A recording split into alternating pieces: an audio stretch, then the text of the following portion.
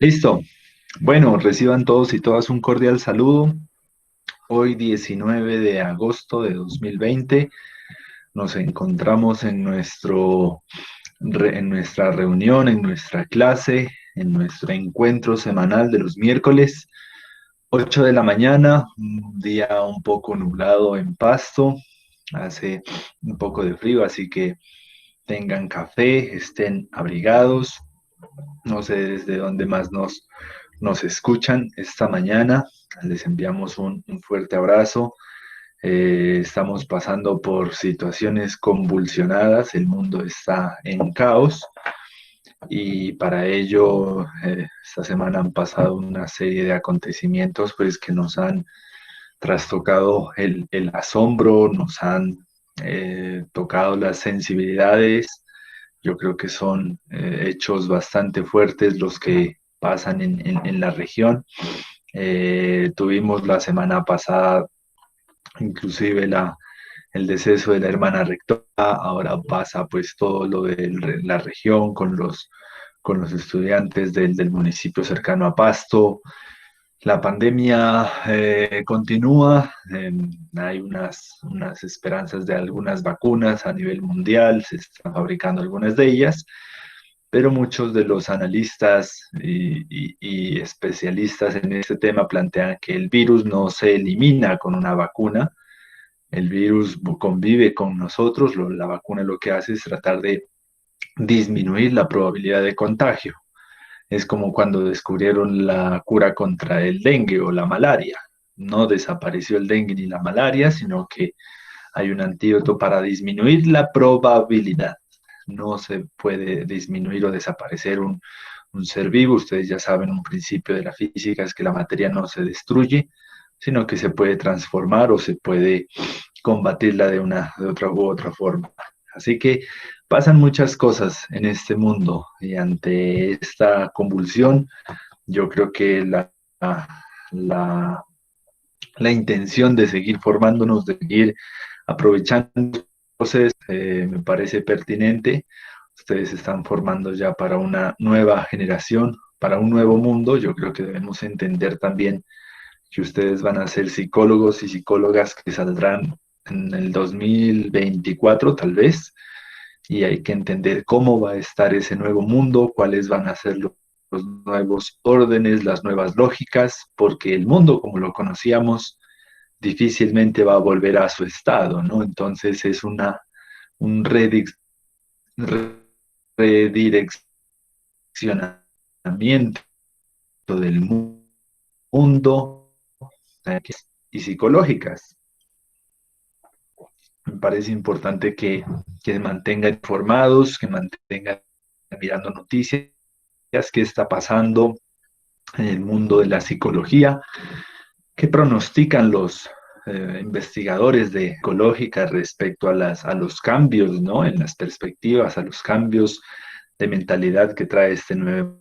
Y para ello nosotros vamos a ir trabajando desde la socioantropología, desde los postulados que nos han dado los la sociología, de la antropología para entender estas transformaciones. No hay nada más nutritivo que leer a los autores ya de los textos en el contexto de hoy. Es decir, si bien estos autores describen unos planteamientos, unas ideas hace varias décadas atrás, su papel como estudiante de psicología en formación es traerlos a la actualidad. ¿Qué pasaría si Max Weber viviera el día de hoy? ¿Qué nos diría? ¿Qué nos diría Durkheim, Augusto Comte, Herbert Spencer, Ferdinand Tönnies, George Simmel, Emily Durkheim? ¿Qué nos diría Karl Marx en torno a este mundo, a esta sociedad, a estas dinámicas? Ese es un ejercicio que usted siempre debe realizar, porque estos autores que nosotros leemos escriben unas ideas a partir de su mundo, de su...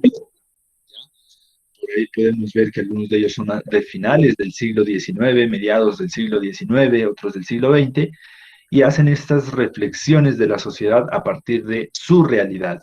Pero es su trabajo como estudiante en formación traerlos acá, al 2020, traerlos al siglo XXI, traerlos a estos cambios del hoy con las experiencias del pasado, con las teorías, con los aportes que han hecho. En ese sentido vamos a trabajar la primera parte del capítulo número 2, que se llama Teorías Sociológicas. Esta parte se divide en dos componentes. En un primer momento vamos a trabajar las teorías sociológicas clásicas y en la próxima semana la teoría sociológica contemporánea. Esto de la teoría sociológica clásica debemos entenderlo como los clásicos, ¿quiénes son? Es una buena pregunta como para empezar a calentar motores. ¿A quién se le dice clásico? ¿Quiénes son los clásicos del rock, por ejemplo? ¿Y por qué se les dice clásicos? ¿Quiénes son los clásicos? ¿Quién es una persona clásica? ¿Qué lo convierte? ¿Qué le da esa categoría de clásico?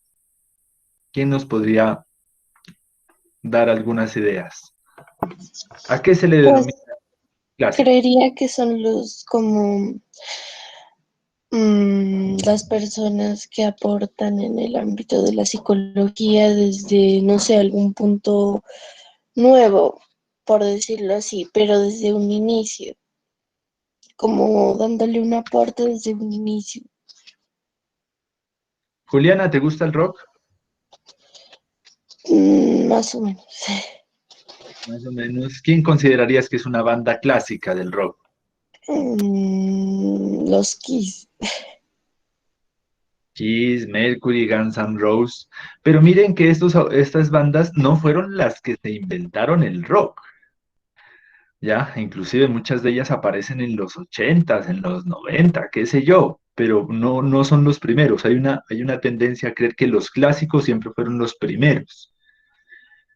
Qué sé yo, en ese sentido no podríamos decir entonces que Guns N' Roses fue el primer grupo de rock que existió en el mundo, pero sí son unos clásicos. Entonces, ¿qué lo convierte a alguien en un clásico? Profe, buenos ¿Quién más días. nos puede? Hola, ¿qué Profe, más? ¿Te buenos días. escucho? Los que se mantuvieron, los que siempre están ahí, que fueron tendencia en ese tiempo y siguen aún con lo mismo, eso sería clásico, ¿sí? Sí, vale, muy bien. Esa es una buena definición. Los que no, en el ámbito los que causaron un gran impacto, dice Gabriela, eso es importante. Si bien no fundaron, si bien aparecieron tiempo después, pero dejaron una huella tan grande que se convirtieron en un referente en el tiempo, ¿ya? Guns N' Roses, dice por ahí Freddie Mercury, hablan algunos. Entonces, no es que ellos se inventaron, no es que ellos fueron los primeros en hacer música, en hacer rock, en hacer metal, pero sí los que dejaron una huella tan profunda que permaneció en el tiempo, que podrán llegar los 90, los 2000, los 2010, los 2020 y se siguen escuchando, sus discos se siguen vendiendo, sus videos siguen aumentando reproducciones y eso los convierte en un grupo que dejó un hito, que dejó una huella. Y de esta manera se le denomina los clásicos porque son un común denominador. Cuando alguien le dice, hey, una banda de heavy, entonces es lo primero que se te viene a la cabeza porque su huella que dejó en la música, con las letras, con las canciones, con los ritmos, con las características propias, pues hace que las personas los reconozcan a nivel general, los reconozcan a nivel mundial. Quienes marcaron de forma permanente, esa puede ser también una lógica de entender quién es un clásico, ¿listo? Para ello nosotros vamos a ver teoría sociológica clásica.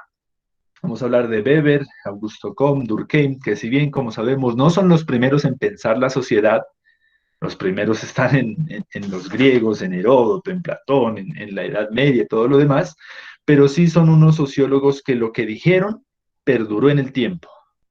Dejó una huella tan grande que no solo sirvió para explicar la sociedad del siglo XIX, sino la del siglo XX y la del siglo XXI. Su pensamiento sigue muy vigente, como si ellos hubieran vivido este tiempo. Y eso inclusive es lo que está pasando con muchos otros autores que a pesar de ser muy contemporáneos, están dejando huellas bastante grandes que perdurarán en el tiempo. Bueno, eso es lo que vamos a ver un día de hoy. ¿Qué fue eso que dijeron para que dejen una huella tan grande en el campo de la sociología y vamos a ver si eso que dijeron se sigue o se sigue proyectando a la realidad. Nos sirve para entender este día de hoy. ¿Listo? ¿Qué vamos a hacer el día de hoy? Bueno, verá, hay una actividad que estamos desarrollando que es de manera transversal en este primer corte, que es la entrega de una reseña de lectura. Hay algunas preguntas, hay algunas observaciones, dudas que todavía no logramos asimilar. Es importante pues despejar esas cuestiones. Una de las características es que la reseña de lectura, si bien se la hace de manera individual, se la va a presentar en cada clase por grupos de 5 estudiantes según el orden de la lista. ¿Ya? Es la primera característica. La hacemos de orden individual, de carácter individual, pero por franjas de 5 estudiantes por orden de lista. En ese sentido, la semana pasada hice la reseña de lectura yo, a manera de ejemplo, para ver cómo se desarrollaban los 5 puntos. Entonces, esa lectura que se llamó Introducción a la Sociología, se llamaba La Perspectiva Sociológica, su naturaleza e institucionalización, ya fue hecha esa reseña de lectura. Por tanto, los estudiantes que debían realizarla tenían que hacerla sobre la lectura de hoy, que se llama Teorías Sociológicas. Primera parte, Teoría Sociológica Clásica, de la página 3. Las personas que tenían que hacer la reseña para el día, lo dije en la clase pasada. Almendrales Jason, Arciniegas José Manuel, Bolaños Caicedo Kevin, Domínguez Tatiana y Dorado Yadi Mayerli. Nadie más. ¿Ya? Sin embargo, encontré en el correo un listado de correos de muchos estudiantes entregando su reseña de lectura, que no va a ser calificada, no va a ser tenida en cuenta porque son solo los 5 primeros de la lista en cada semana. La próxima semana ya vamos a dar los nombres, los 5 siguientes, Enríquez, Fula, Gordillo, Mejía. Entonces mire que en la siguiente, por cada clase, 5 en la lista, 5 en la lista, y así hasta que todos hayamos entregado una reseña de lectura. Esa es la primera característica o la primera claridad a tener en cuenta. Se la hace de manera individual, pero por franjas de 5 estudiantes para cada semana. ¿Listo? Según la lectura que pasó, no, sino la que se desarrolla en esa semana. Es decir, los 5 que vienen no van a hacer la reseña de la lectura que era para hoy, que ya la estamos socializando, sino la que es para la próxima semana. Siempre vamos en perspectiva hacia la próxima semana. De esta manera, les voy a compartir algunas de las características que presentaron. Primera vez es un poco complicado porque uno dice, bueno, y lo bien, no la estaré haciendo bien, nunca nadie ha entregado, o sea, soy el primero, el conejillo de India sobre el cual van a exponer mi reseña. Ser primero va a tener unos pros y unos contras. Contras, pues, de que no tienes una referencia como sobre la cual basarte. O sea, a nadie voy a ser el primero. Pero vamos a establecer como pro o punto positivo que estos primeros estudiantes, Almendrales, Arciniegas, Bolaños, Domínguez y para volverla a presentar. Solo ellos. ¿Por qué solo ellos? Porque fueron los primeros en entregar y no tuvieron referencia ni explicación previa de su entrega. Entonces, si la hicieron bien, no hay problema, la dejan allí para calificarla, pero si consideran que debe mejorarse, pueden entregarla hasta el día de sábado, ¿ya? Solo estos primeros 5 estudiantes, porque los demás ya van a saber, a partir de la observación de los comentarios que ahorita les realicemos a los compañeros, ya van a tener como referencia cómo se realiza la reseña, en dónde están fallando, cuáles son los puntos fuertes, los puntos por mejorar. Entonces los demás ya tienen una referencia de cómo entregarla, pero como nuestros compañeros son los primeros en pasar al escenario, entonces pues van a tener la posibilidad de volver a presentarla a partir de las observaciones que les hagamos el día de hoy. ¿Listo?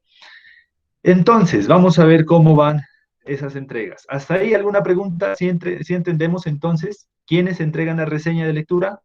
Cada 5, nosotros en cada clase designamos los que se entregan para la próxima semana. ¿Todos debemos entregar? No, todos no. ¿Todos debemos leer? Sí, porque la segunda calificación que se saca en este corte es una evaluación escrita. Y para la evaluación escrita usted va a tener que necesitar sacar las ideas de cada uno de los autores, va a tener que sacar los principales elementos de cada uno de los referentes de texto. Por tanto, sí le recomiendo que tome apuntes, porque es lo más importante tener resumen. O sea, usted tiene el libro allí, pero el día del examen no se va a poner a leer otra vez todo el libro. Ay, ¿qué fue que dijo Durkheim? Empecemos a leer nuevamente, no le va a cansar el tiempo. La evaluación es de aproximadamente 1 hora. En cambio, si usted en su cuaderno de notas tiene lo más importante de cada autor, de una, listo. Pregunta de Durkheim, se va al cuaderno de notas, aquí está, esto es lo más importante de Durkheim. Entonces, le va a hacer economizar muchísimo más el tiempo. Por eso la recomendación que le doy es que de cada autor saque las principales ideas en un cuaderno de apuntes, para que en la evaluación usted la tenga de manera más clara y no tenga que otra vez volver a leer el libro para tener que buscar a ver qué fue que dijeron, qué fue que pasó. Entonces, todos hacemos la lectura, pero 5 por cada clase entregan una reseña. ¿Preguntas hasta ahí? ¿Sí la tenemos clara entonces? ¿Alguien no la capta, no comprende cómo le entrega? Profe, ¿Claros? buenos días. Yamilet. Yo sí tengo otra pregunta como muy aparte así. ¿Me escucha, profe? Sí, te escucho. Yo quisiera saber exactamente, o sea, lo de los acompañamientos, ¿cuántos días antes tenemos que pedirle la cita para que usted nos dé un acompañamiento, profe? Quiero que Listo. explique ese pedacito. Vale, listo. Verá, el acompañamiento es una franja, es un espacio horario que tienen los estudiantes para recibir asesorías extra de las temáticas, de los contenidos, de las actividades, de los ejercicios que se va desarrollando. No es una clase más, sino un apoyo a la clase, ¿ya? Es un espacio extra, por decir así. Algunos profesores dicen, bueno, nos vamos a encontrar sagradamente todos los, qué sé yo, jueves, viernes, lunes, a tal hora para resolver dudas, para hacer seguimiento y demás. A mí me parece importante, o desde mi perspectiva, desde mi metodología, es encontrarnos con las personas que requieran una asesoría especial, un acompañamiento, unas indicaciones. Para ello, nosotros dijimos que nos vamos a encontrar los días martes de 3 a 5. Si usted no puede, si se le cruza con alguna otra actividad, me escribe y me dice, profe, no me puede reunir a esta hora, reunámonos martes a las 8, jueves a las 4, miércoles después de clase a las 10, para reunirnos en un momento y que hagamos un trabajo personalizado. Entonces, ¿cuándo lo va a hacer? Por lo menos un día antes. Si usted quiere una asesoría para este martes, entonces hasta el lunes escríbame un correo. Yo les comparto nuevamente aquí el correo. No respondo WhatsApp, sino correo.edu.co.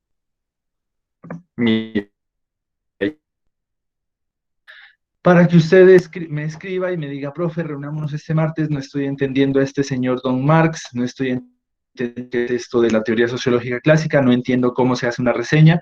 Entonces, personalizadamente a cada uno le vamos asignando 1 hora para encontrarnos. O si la duda es general, para todo el curso nadie entiende cómo hacer la reseña, entonces todos nos reunimos en un espacio horario. Así es como funciona el acompañamiento. Por lo menos un día antes me escribe al correo, hey, profe, no entiendo algo, podemos encontrarnos, montamos la videoconferencia y lo hacemos. La hora que establecimos de manera estándar, martes, a las, ¿qué hora dijimos? 3 de la tarde. Si alguien no puede, buscamos otra hora. Pero ese es el mecanismo cómo opera los acompañamientos.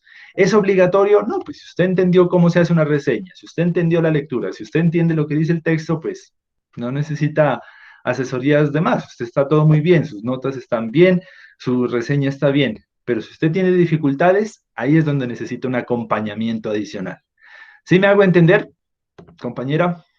Sí, señor, muchas gracias, muy amable. Listo, vale, con gusto. Eso es entonces, muy bien.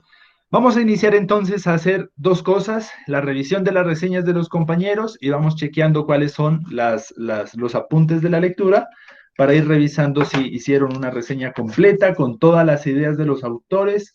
Por ahí estaba mirando que solo copiaban el primer párrafo la primera frase del párrafo de cada autor y esa no es una reseña es sustraer de todas las ideas que tiene, sacar aquellas que son principales, no copiar una parte de ellas, no es una reseña, y vamos a establecer esas características. Me voy a permitir proyectar aquí algunas algunas de ellas para tomarlas como ejemplo. Los compañeros que las entregaron pueden volver a entregarlas hasta el sábado en razón de que son el primer grupo que pasa. Aquí está la de José Manuel Arciniegas, ya, muy bien, ahorita la revisamos. Por aquí está Angeli Dayana Arciniegas Troya. Arciniegas Troya no está en la lista, no fue seleccionada. Dijimos claramente Almendrales Hernández, Arciniegas Moreno, Bolaños Caicedo, Domínguez Martínez y Dorado Narváez. No dijimos Arciniegas Troya, así que no era necesario entregarla porque no Profe, fue. ella es de comunicación social, la que acabo de leer. Ah, sí, bueno, listo, entonces seguramente. Por aquí tenemos José Manuel Arciniegas Moreno. Sí está, creo que ese ya está seleccionado. José Bolaños Palacios, esta es de comunicación, no es, muy bien. Esta es de Valentina Domínguez Martínez, muy bien. Esta es de, no, esta es de Yadimayer Dorado, sí está muy bien por acá. Y esta es de Jason Almendrales Hernández. Listo, ahí tenemos 1, 2, 3, 4, falta una. No sé quién faltaría por acá. Ahora revisamos entonces. Vamos a ver entonces las características generales de los compañeros y que esto les sirva como para todos de referencia de cómo entregarla. El primer componente es establecer un encabezado, ya, nombres, apellidos, programa, semestre y fecha en la parte superior. Con esos datos es suficiente.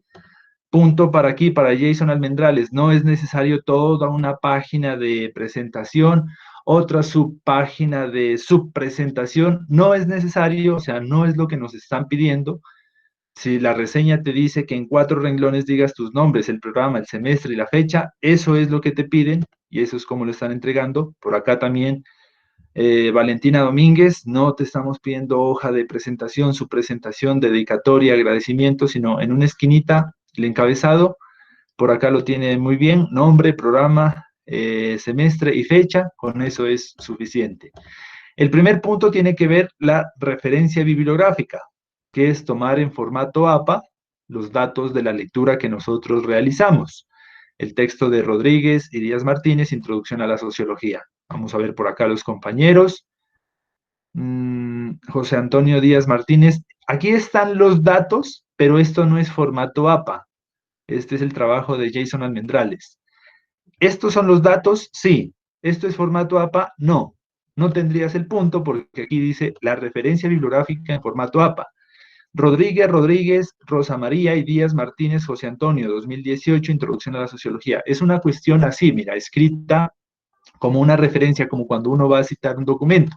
Uno no cita un documento así. Libro, o sea, los datos están bien, lo que están es mal presentados porque el formato APA te pide un lineamiento específico. Por acá, referencia bibliográfica, sí, está muy bien, no hay que centrarlo, va todo a la izquierda. A este le recomendaría que coloque el subtítulo, porque está todo pegado, o sea, no se sabe qué es qué. Entonces, aquí establecer, por ejemplo, punto 1, referencia bibliográfica. Listo, 2 puntos y ahí viene. Para tener más claridad dónde empieza el punto número 1, dónde empieza el punto número 2, y que no sea todo una sopa de textos y de ideas y demás. Listo, entonces tener en cuenta, no tienes el punto aquí, Jason, no está presentado en formato APA. Luego vienen las 10 palabras con su respectivo significado. Entonces lo que uno hace es chequear si están las 10 con su significado. 1, 2, 3, 4, 5, 6, 7, 8, 9 y 10. Si tiene más, no importa, no le hace. Están todas con su significado. Muy bien, Yadi. Por acá están todas con su significado. 1, 2, 3, 4, 5, 6, 7, 8, 9, 10 con su significado. 1, 2, 3, 4, 5, 6, 7, 8, 9, 10. Muy bien, con su significado. 1, 2, 3, 4, 5, 6, 7, 8, 9, 10 con su significado. Listo, tienen el punto, ahí no hay mayor complejidad. Vamos a la siguiente parte que tiene que ver con el panorama general del texto. Vamos con el panorama general del texto. Veamos qué es lo que nos plantean. el panorama general del texto consiste en que las ideas importantes que debemos tener de esta lectura es que en esta primera parte del capítulo, porque no era el capítulo completo, sino la primera mitad, nos explican cómo se da la cuestión de las primeras escuelas sociológicas desde el siglo XIX, algunas llegan hasta el siglo XX. Lo que nos quiere decir el autor en esta primera parte es cuáles fueron esas primeras tendencias de la sociología, cómo podemos estudiar la sociología desde lo cuantitativo, desde el positivismo, desde el evolucionismo, desde la sociología analítica, ¿ya? Desde la sociología comprensiva y desde la sociología dialéctica. Estos primeros enfoques se los reconocen como los enfoques clásicos porque además de ser uno de los pioneros, es decir, cuando nace la sociología son uno de los primeros que surgen, tuvieron una huella tal que hasta el día de hoy se siguen utilizando para comprender fenómenos sociales. Estas son como las principales ideas o el panorama general del texto. Hey, ¿de qué trata el capítulo 2? La primera parte habla sobre los primeros enfoques de la sociología, enfoques conocidos como clásicos, que perduraron en el tiempo para hacer análisis social. Entre ellos encontramos el positivismo, evolucionismo, sociología analítica, sociología comprensiva y sociología dialéctica. Eso es lo que usted debe presentar en el primer párrafo. Vamos a ver si los compañeros lo presentan. Por ejemplo, acá está el trabajo de Tatiana Valentina Domínguez. Dice, panorama general del texto. El surgimiento de la sociología data del siglo XIX, así, cuando Augusto Kohn en 1837 concibió la idea de una ciencia que tuviera la sociedad como objeto de estudio. Las primeras corrientes sociológicas planteaban que solo era digno de ser objeto de estudio lo que fuese tangible, es decir, que se pudiese medir, cuantificar, comparar. Esto se debió a que sus bases se sacaron de las ciencias naturales, las cuales estudian seres vivos. Para el estudio de la sociedad, al principio, se usó el mismo método que se usaba para analizar a un animal, pero por eso se usa mucho la terminología del corazón de la sociedad, es de, o lo que alimenta una sociedad para subsistir es. Pero aquí no estás hablando cuáles son los primeros enfoques. No es necesario especificar cada uno de ellos, pero sí decir, hey, este capítulo habla sobre el positivismo, la sociología analítica y comprensiva y demás. ¿Alguien tiene por ahí el micrófono encendido, porfa? Entonces, esa es la recomendación que le haríamos a Tatiana. O sea, haces un panorama, pero solo de una de las partes que trabaja el texto, pero no haces énfasis en cuáles son los subtítulos que se van a desarrollar. Por acá está José Manuel, dice hay un subtítulo, por eso es que uno no sabe en dónde empieza esto.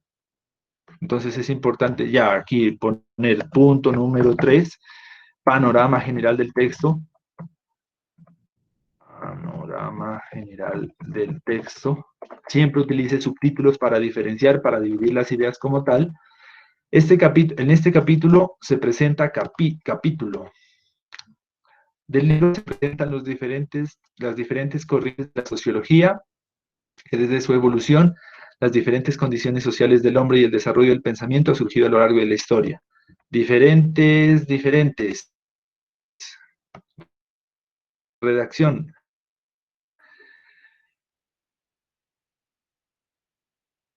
De multiplicidad no permite. No estás mencionando cuáles son esas corrientes, estás diciendo que trata sobre una, no de cuáles, ni qué se dice, ni cómo o por qué se las contextualiza, no está el panorama completo. Por acá nos tiene la compañera Yadi Mayerly, dice, a lo largo del segundo capítulo podemos conocer, hagámoslo un poco más amplio para que lo veamos, podemos conocer mucho más a fondo los primeros autores que aportaron grandemente a la sociología. ¿Cuáles autores? No los dice. Podemos ver también cómo, con tilde, las teorías expuestas por cada exponente de este campo también fueron abordadas desde otro punto de vista. También y evolucionando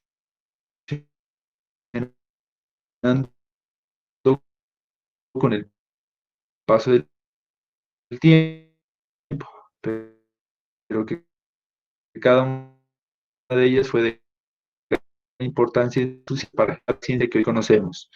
Y aunque por una parte, ¿cuáles son esos primeros enfoques? También hay unas ideas, pero está de manera incompleta.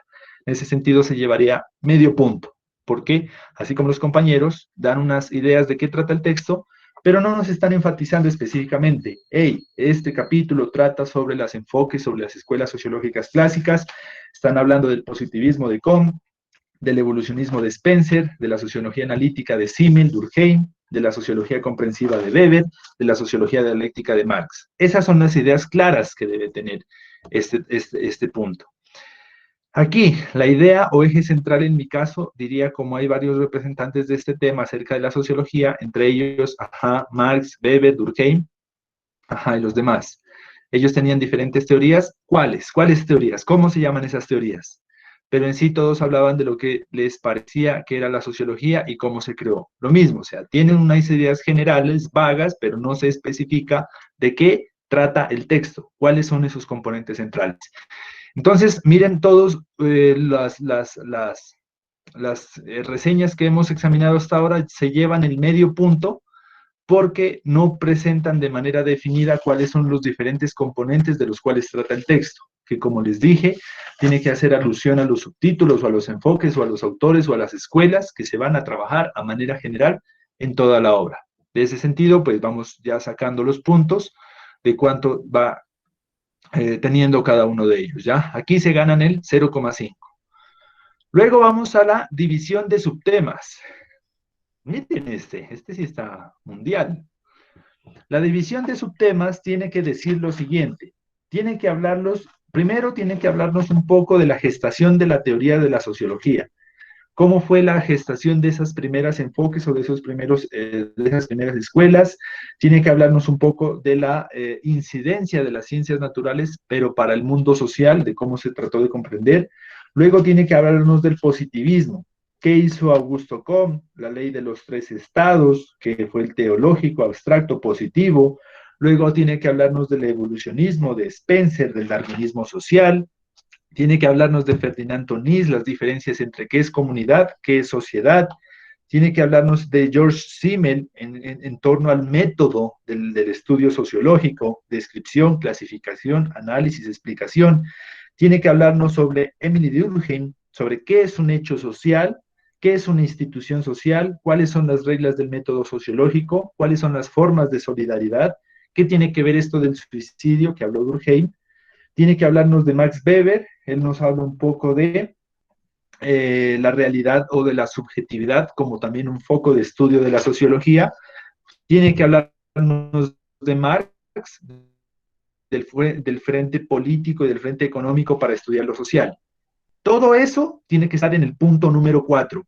Cada uno de los autores, cada uno de los enfoques que se explican, detallar sus principales ideas. Revisemos. Punto número 4, división de subtemas.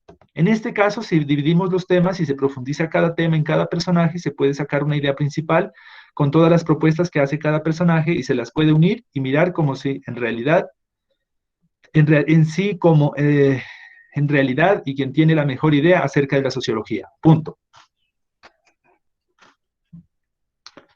¿Algo que decir, Jason Almendrales? ¿Qué es esto? ¿Está por acá, Jason?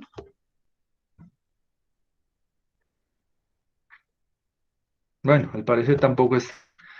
¿Sí miraron cómo no se hace entonces una reseña de lectura? O sea, en el punto número 4, que es como el más amplio, debes hacer una especificación de subtítulo por subtítulo y ni siquiera coger una o dos palabras, como hay algunas reseñas, sino hacer una síntesis de qué es cada uno de esos subtítulos. En este sentido, aquí no hay absolutamente nada, aquí no se gana ni el 0,001, porque no nos dice nada, no nos menciona nada de Comte, del positivismo, de la sociología analítica, ni de Weber, ni nada. Vamos con las siguientes. División de subtemas. Mire, en esta empieza la primera parte, gestación teórica de la sociología. Este es el trabajo de Yadi Mayerli. Muy bien, en un párrafo nos está comprendiendo, nos está haciendo alusión de qué trata este primer punto. Nos habla de la fundación de la sociología en 1837, de Augusto Comte, que ya como lo dijimos es el que empieza a concebir la idea de una ciencia. Luego nos habla del positivismo de Augusto Comte, Nos explica qué es el término positivista, cuáles son sus aportes. Miren, nos empieza a hablar de los tres estados, lo que le digo, el estado teológico, metafísico, científico, positivo. Ahí ya está recogiendo, miren. Luego viene y nos habla sobre el evolucionismo y organicismo, que es una teoría fundada por Herbert Spencer, quien decía que la sociedad es como un organismo. Perfecto, miren, este sí es un ejemplo de cómo se hace una reseña, porque ella está sacando los principales elementos, ni siquiera uno, sino una serie de elementos del texto. Luego viene la sociología analítica. La sociología analítica viene con los siguientes autores, dice Ferdinand Tonies, quien habla sobre las diferencias entre comunidad y sociedad. Luego habla sobre George Simmel, quien decía tener un concepto de la sociología como forma de la sociedad. Bueno, Luego habla sobre Emily Durkheim, sobre la solidaridad mecánica, la solidaridad orgánica. Perfecto. Luego nos habla de la sociología comprensiva de Max Weber, y dice que hay una desvinculación con el positivismo, porque lo que Max Weber trata es de entender y comprender la sociedad más que medir o cuantificar. Luego viene la sociología dialéctica con Carlos Marx, en que establece dos temas de estudio. El primero, orientado a las dinámicas económicas, y el segundo, al proceso de clases sociales.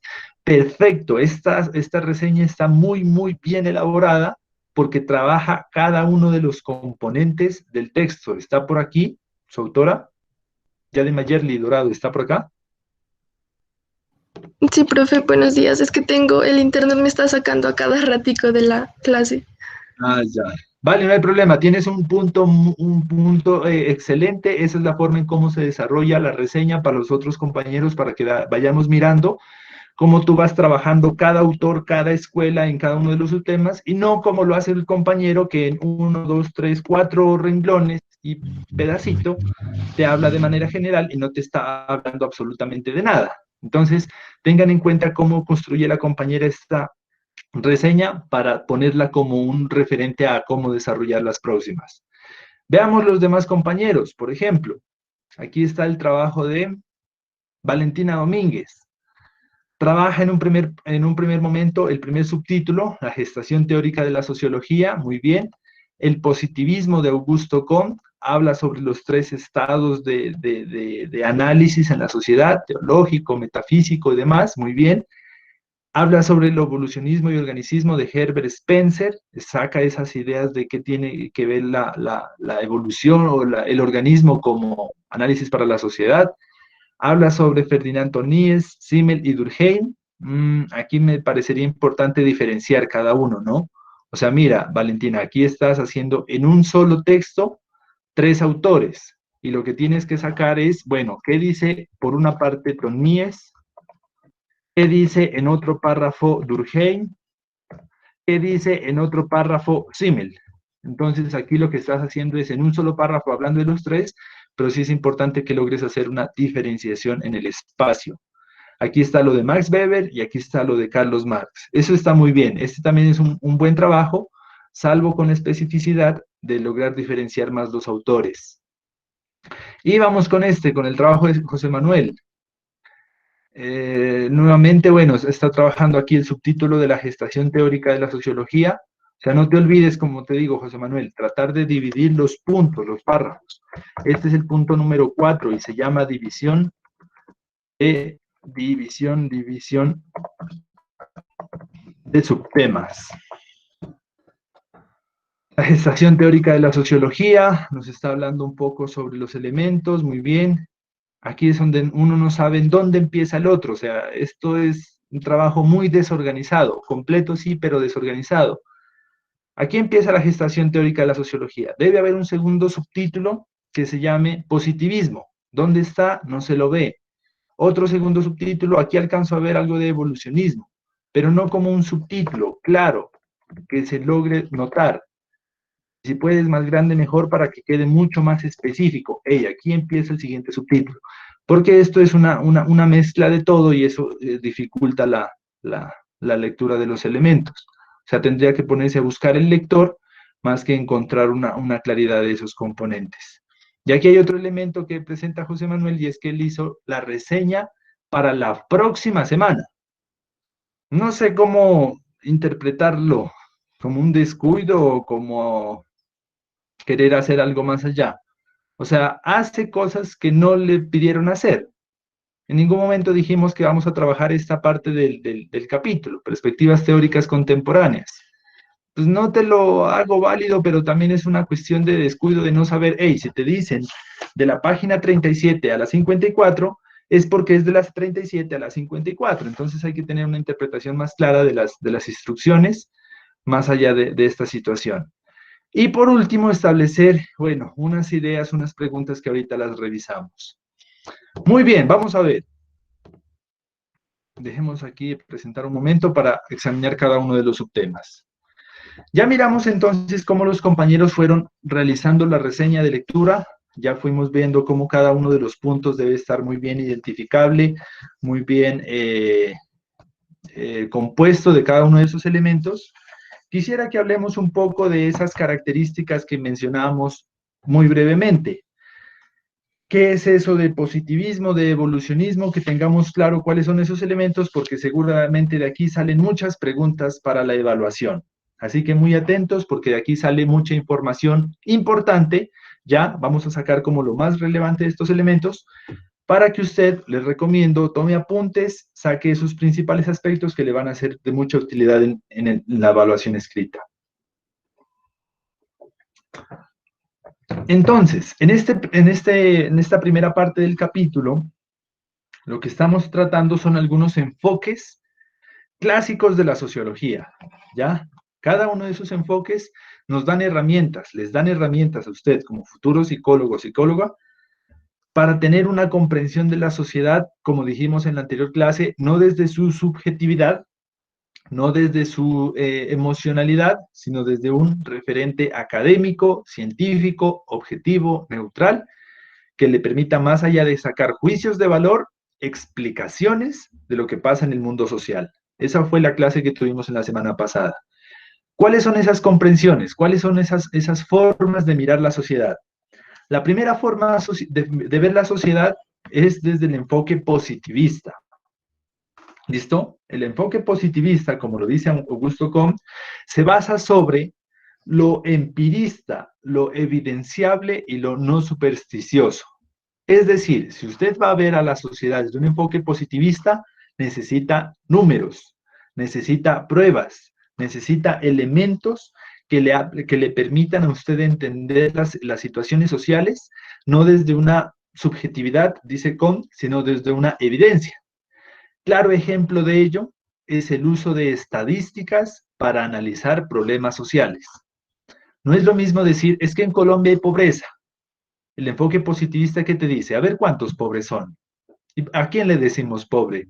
¿Cuántas personas entre 19 a 20 años son pobres? ¿Cuántas entre 21 a 24? El enfoque del DANE tiene esta corriente, esta característica de entender a la sociedad por números, por cifras, por porcentajes, por estadísticas, por censos, ¿ya? Esa es una de las primeras formas que Augusto Comte dice, a la sociedad no hay que entenderla solo pensando, reflexionando demás, sino también con unas cifras, con datos evidenciables, empíricos, que me permiten analizar problemas sociales. Eso es lo que usted debe tener clarito en la mente cuando salga una pregunta sobre el positivismo, o sobre Augusto Comte, o sobre este primer referente de análisis, ¿vale? Una de las segundas ideas de Augusto Comte es que la sociedad se compone por tres estados, por tres grandes elementos. Un estado teológico, un estado abstracto o metafísico y un estado positivo o material. ¿Cuáles son las diferencias? El estrato teológico tiene que ver con todas las situaciones que pasan en el mundo social, que pasan en la sociedad, pero que implican cuestiones espirituales o del ser, es decir, que sean ideas abstractas. Hay muchas cosas, por ejemplo, la religión, por ejemplo, las creencias, por ejemplo, los sentimientos, las emociones, son cuestiones muy abstractas, muy del ser, pero que componen la sociedad. Hay otras que son más metafísicas, perdón. La primera es la teológica, la segunda la metafísica abstracta. La metafísica tiene que ver con elementos que, si bien son cosas, están cargados también de emocionalidad y subjetividad. Mire, en la primera, en la teológica, es mera subjetividad. no existe nada de referente. En la segunda, en la abstracta metafísica, hay elementos, cosas, pero también emociones y sentimientos, ¿ya? Como aquellas prendas de vestir que uno siempre quiere, que además de ser una prenda de vestir, tiene muchos recuerdos, tiene mucho aprecio, porque en ella fue por primera vez al mar y la quiere mucho y no la quiere botar, y por más de que sea viejita, tiene un valor significativo.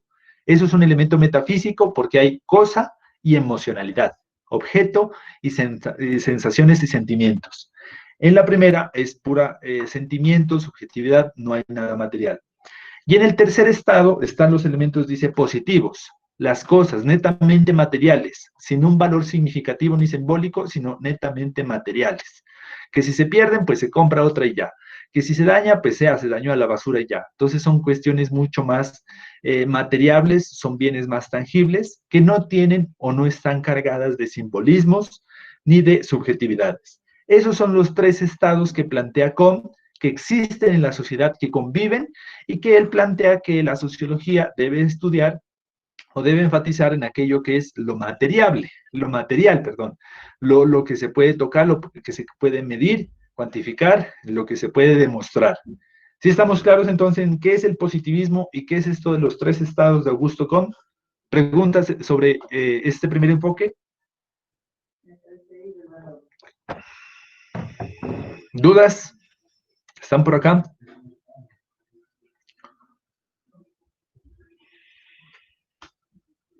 ¿No? ¿Sí están por acá? Dime. Profe, ¿me podría decir el tercer estado de la segunda idea de Augusto Comte? Listo, ajá. Entonces te decía que para Augusto Comte en la sociedad conviven tres componentes o tres grandes estados. Lo teológico, que son cuestiones relativas a los sentimientos, a las sensaciones, a las emociones, a lo espiritual de la persona, ¿ya?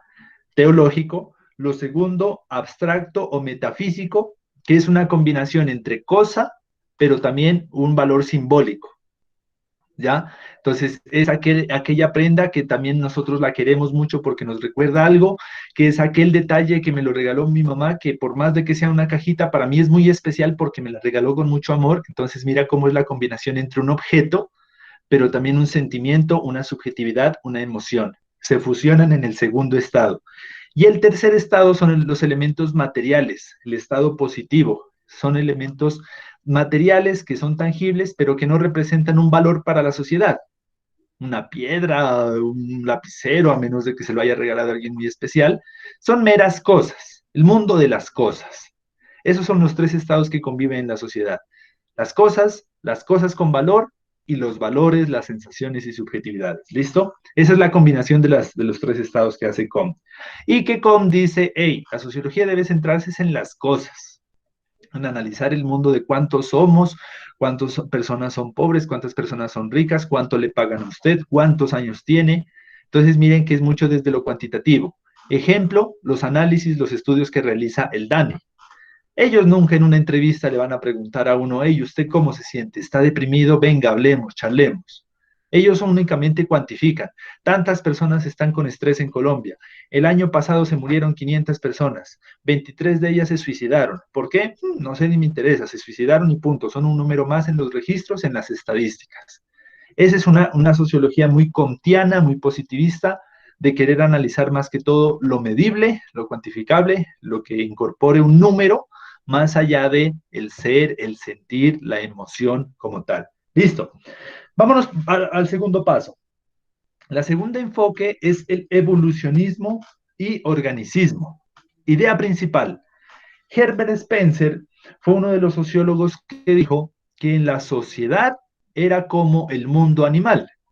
Y así como en el mundo animal hay hay unas especies que cogen como presa a otras, que la cadena alimenticia, esta se alimenta de esta de esta, lo mismo pasa en la sociedad, dijo.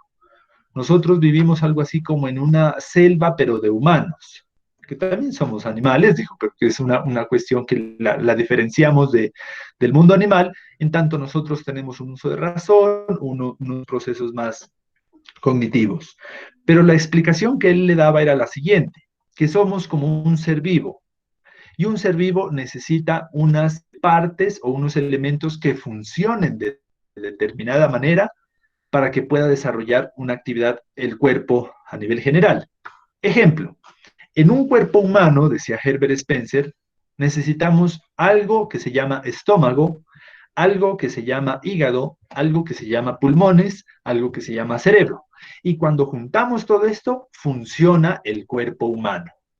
Lo que dijo Herbert Spencer es que en la sociedad funcionaba algo así, pero que no era un páncreas, que no era un estómago, que eran unos pulmones, sino que eran grupos sociales. Hay alguien que se encarga de enseñar en las escuelas, hay alguien que se encarga de gobernar, hay alguien que se encarga de barrer las calles, hay alguien que se encarga de cocinar los alimentos, hay alguien que se encarga de producirlos, sembrarlos, cosecharlos, y que todos funcionan como si fuéramos un solo organismo que se llama sociedad, ¿ya? Eso es lo que él trata de decirnos. Por tanto, para Herbert Spencer, esto fue un poco criticable inclusive, él dijo, la educación no debe ser para todos, ese es un invento, dijo. Si la educación fuera para todos o es para todos, no comparto con Herbert Spencer, estoy analizando lo que él dijo. Si la educación fuera para todos, todos nos volveríamos en alguna etapa de la vida pulmones o corazones. Pero es que un organismo, un ser vivo, no sirve que todos seamos pulmones o corazones. Necesitamos que alguien sea los pies, necesitamos que alguien sea las manos, necesitamos que alguien sea las orejas. Entonces, en ese sentido, Herbert Spencer decía, no necesitamos que todos los jóvenes sean profesionales, porque va a haber un tiempo en, ajá, ¿y quién va a cosechar? ¿Quién va a barrer las calles? ¿Y quién va a destapar las alcantarillas? Si todos nos convertimos en una misma función, dice Herbert Spencer, con el tiempo vamos a tener crisis sociales porque no van a, o vamos a deshabitar o vamos a dejar de hacer ciertos elementos muy, muy necesarios en la sociedad. Estoy un poco de acuerdo en que la sociedad funciona de esa manera, pues interrelación de actividades. Lo que estoy en desacuerdo con Herbert Spencer es que siempre sean los mismos los que se dediquen a unas cosas y siempre sean los mismos los que se dediquen a otras. Porque Herbert Spencer dijo, los ingleses, los británicos, van a ser siempre el cerebro de la sociedad y los latinos siempre van a ser, qué sé yo, el patio trasero. Entonces, en ese sentido, no estoy de acuerdo en que siempre sean los mismos los que tengan acceso a unos cargos, a unas labores siempre de lujo y siempre sean los oprimidos los que tengan que llevar del bulto. Es como si usted le dijeran, hey, usted es pobre y tiene que seguir siendo pobre. No piensen estudiar, no piensen salir adelante porque necesitamos de gente pobre. Entonces, eso es lo que estoy un poco en desacuerdo con Spencer, que fue un determinista social, en decir que su papá, ¿qué es? Panadero, entonces usted también, pero yo quiero ir a la universidad. No, nada, necesitamos que la gente siga produciendo pan y usted se va a estancar y se va a quedar allí. En eso estoy en desacuerdo con Herbert Spencer, en establecer como si la sociedad fuera una situación estática y que no pudieras cambiar de rol, que no pudieras prepararte y cumplir otro rol. ¿Por qué no en un futuro ser el cerebro, ser un político, ser un dirigente de una empresa? Entonces, no me gusta la idea de que Herbert Spencer analiza la sociedad o plantea que la sociedad debe organizarse de una manera funcional, pero de una manera funcional determinada. ¿Sí me entiende? Entonces, ¿cómo lo ven? ¿Qué tal ese Herbert Spencer? ¿Qué le dirían? Bueno, pues ya se murió, pero pues por Ouija o por algún sueño en algún momento que se lo encuentren de su vida. ¿Qué le dirían?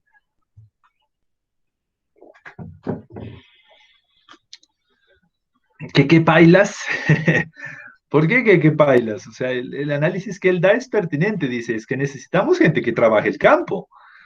Y si lo traemos a la realidad, es un poco cierto. Vaya a ver los índices de jóvenes que se gradúan y van a la universidad versus jóvenes que se gradúan y dicen, no, mi futuro de vida es trabajar el campo, producir papa, producir... Son porcentajes bajísimos. Ya del mundo rural los jóvenes están viajando a las ciudades, se están preparando, se están formando en diferentes profesiones. Y luego, ¿quién va a sembrar el campo? Perdón, ¿quién va a destapar las alcantarillas? ¿Quién va a barrer las calles? Te escucho, María Gabriela. Pues, verano, o sea, yo pienso que, pues a mí no me parece la idea que él comparte. Pues desde cierto modo, pues sí, obviamente deben haber, pues, personas que hagan cada cosa, porque pues si no todos vamos a estar concentrados en un solo lugar. Pero, o sea, no me gusta la idea de que, pues, solo unos puedan hacer grandes cosas, ¿me entiende? O sea, todos deberíamos tener como la misma oportunidad y es por eso es lo que se vive hoy en día. La sociedad es tan desigual que unos tienen mucho, otros pues se mantienen ahí en el centro y hay otros que no tienen. Hay unos que se quieren superar, pero la misma situación no les ayuda. Entonces yo digo, pues, o sea, debería ser como debería haber como una mayor igualdad para que las personas puedan superarse y pues poco a poco, así como va a ir cambiando la sociedad, ir encontrando maneras de que pues, se abarquen todas las cosas que hayan día a día, por ejemplo, que hayan pues inventos o algo así para que hayan recolección en el campo, por ejemplo, y la persona que lo haga haya tenido un buen estudio, haya tenido pues la forma de hacerlo, o sea, ¿me entiende? Listo, vale, muchas gracias. Por acá igual Mónica dice, yo creo que debemos conocer de todo, vivir de todo, y pues ya está nuestra decisión en dónde nos quedemos, en dónde nos enfocamos y así. Bueno, Herbert Spencer Profe, entonces planteaba, perdón. dime, te escucho. Yo creo que pues lo que él plantea más que todo es como para mantener un equilibrio, porque por ejemplo, digamos en una empresa, una fábrica, pues sí, uno está de cabeza, pero igual necesitamos de los obreros, pero si los obreros quisieran ser todos gerentes, entonces ¿quién produciera? Entonces, más que todo, él ve es como un equilibrio, que unos necesitan de otros y pues suena mal, pero sí necesitamos de esa persona. O sea, si no hay quien barra o estape las alcantarillas, nos vamos a ahogar. Entonces, más que todo, él plantea es como un equilibrio. Eso es mi opinión, ¿no? Listo, muy bien. Esa es la idea un poco de Spencer. Pensar la sociedad como una gran fábrica. Y en una gran fábrica, pues necesitamos a alguien que lleve la contabilidad, necesitamos a alguien que esté pendiente de la puerta, que no se nos entren los ladrones, necesitamos a alguien que barra la fábrica, si no esto se nos convierte pues en un manicomio, necesitamos a alguien que maneje las máquinas, entonces eso pasa lo mismo a nivel social. El problema porque imagínense en una fábrica que todo el mundo se prepare para gerente y nadie quiera hacer otras funciones. Entonces, eso también está pasando hoy en día. Las tasas de profesionalización son altísimas, pero ya las tasas, por ejemplo, de técnicos o tecnólogos o de profesiones que requieren actividades específicas se están reduciendo porque no son de interés, pero alguien tiene que hacerlas, plantea los análisis. Pero lo que Herbert Spencer dice es que el jefe va a seguir siendo jefe y el hijo del jefe va a seguir siendo el jefe. Y eso es lo criticable.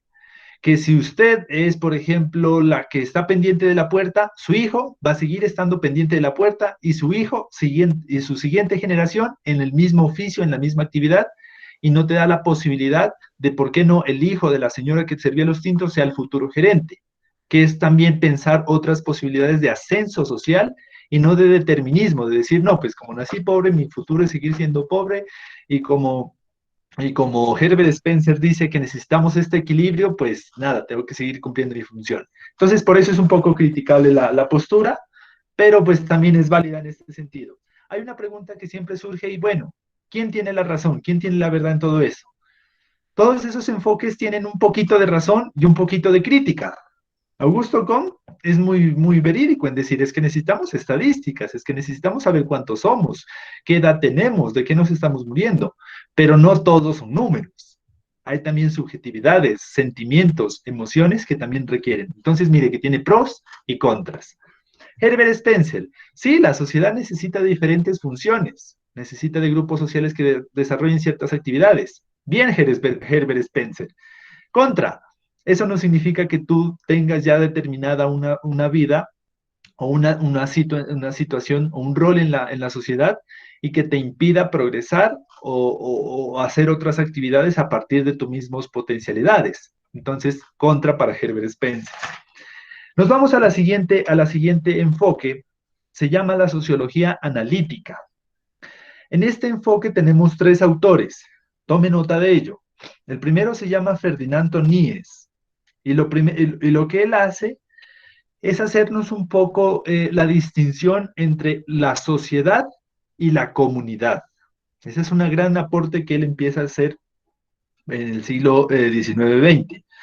Él dijo que si bien la sociedad necesita ser descrita, él hablaba sobre una sociografía, que es una sociología descriptiva, cuántos somos, en dónde vivimos, cuáles son nuestros ingresos, en qué gastamos el tiempo, ajá, pero tenemos que concentrarnos dice en Ferdinand Toníes, en formar comunidad más que en formar sociedad.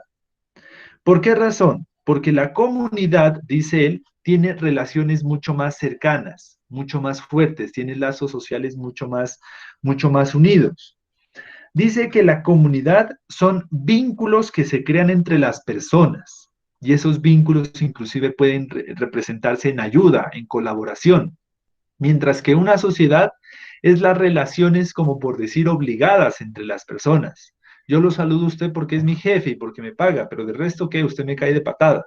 Eso es una relación social, ¿ya? Es decir, que nos relacionamos porque necesitamos el uno del otro, pero por mero interés, dice por ahí.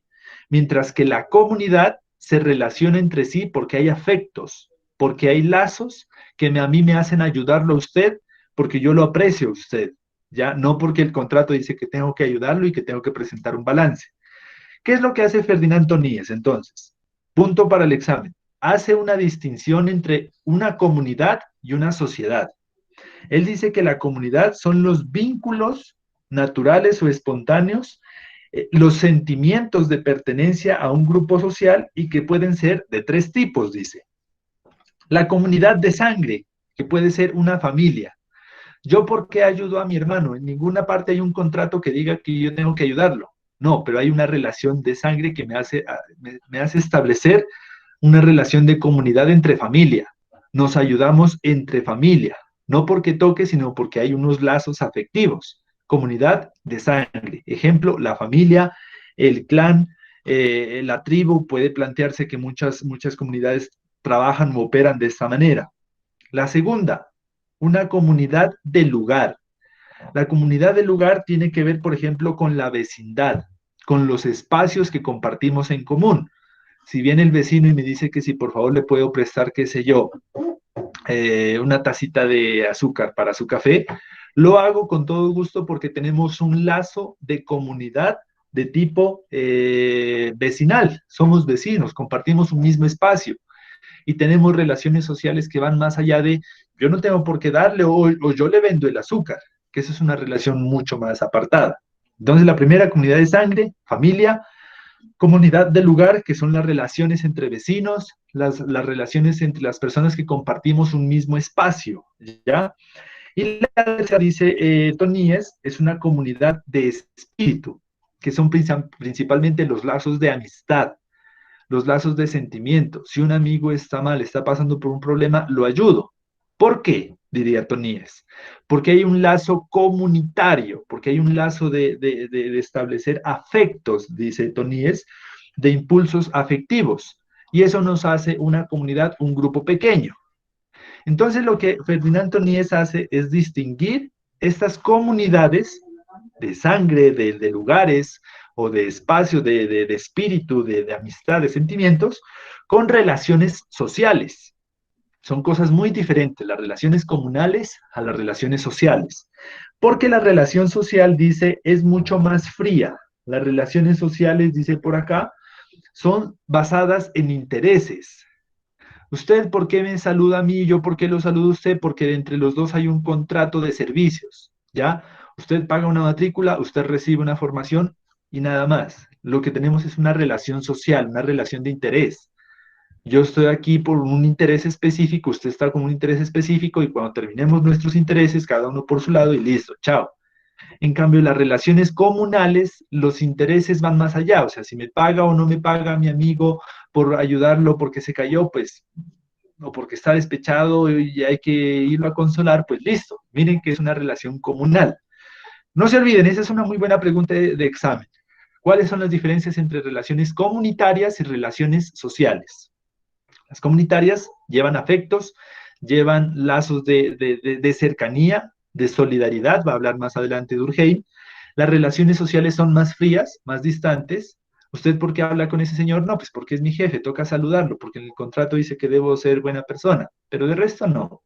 ¿Y usted por qué abraza a esa persona? Ah, no, porque es mi amiga, porque es mi llave, porque los dos nos crecimos juntos. Entonces, mire, cómo hay una relación comunal, comunitaria, afectos, sentimientos, y la relación con el jefe, con los compañeros de trabajo, con la sociedad misma, por eso es una relación social, es mucho más fría, O sea, yo estoy aquí es por un salario y punto, y ya se acabó, a mí no me interesa nada, no tengo ni afectos, ni sensaciones, ni demás. Y lo que dice Tony es que en esta sociedad necesitamos más relaciones comunales.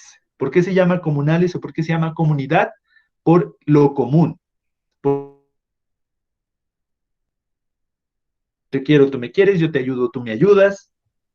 Yo vivo en este espacio, tú vives en este mismo espacio, a mí me gustan estas cosas, a ti te gustan estas cosas, entonces eso hace que haya relaciones comunales. Y esa es la forma en cómo explica la sociedad. Ferdinand Tonies analiza la sociedad a partir de tipo de relaciones. ¿Por qué las personas se comportan de una forma en unos roles sociales y por qué se comportan de otra forma en unos roles comunitarios, unos roles comunales, a partir con la familia, los vecinos, las amistades? Son los elementos de la comunidad, lazos afectivos, y las relaciones sociales, jefe, las relaciones laborales. Si usted entra a un supermercado, saluda a la señorita, buenas tardes, quiero llevar esto, ¿cuánto le debo? Tome esto, listo, muchas gracias. Pero es una relación social porque hay un interés de por medio y ya se acabó.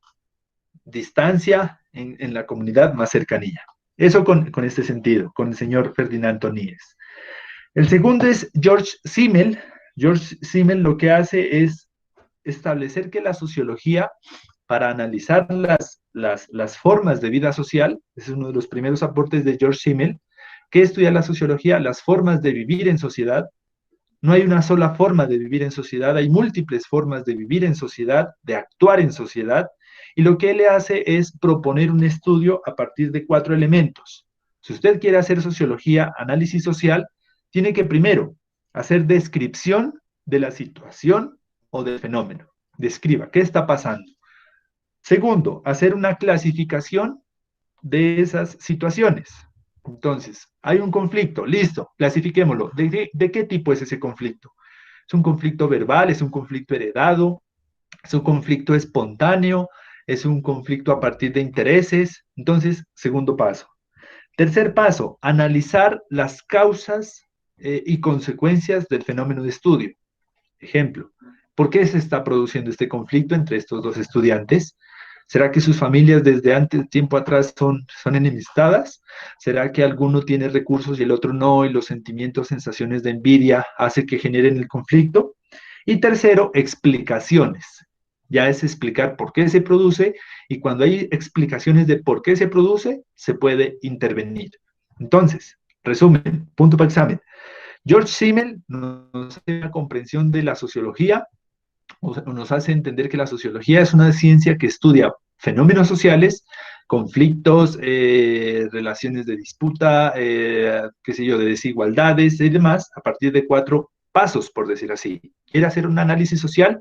George Simmel dice 4 pasos. Primero, describa el problema. Segundo, clasifíquelo. Tercero, analícelo. Y cuarto, explíquelo e intervenga. Esas son como la ruta que establece George Simmel. Profe, vuélvalo a repetir, por favor. Muy rápido. George Simmel lo que establece es una ruta para hacer análisis sociológico, ¿ya? Dice que la sociología, si bien analiza las formas de interacción social, pueden ser muchas formas en cómo interactuamos como sociedad. George Simmel dice que para analizar un fenómeno social deben haber 4 pasos. Primero, describir el fenómeno en estudio. Ejemplo, si hay 2 niños peleándose, describamos qué está pasando.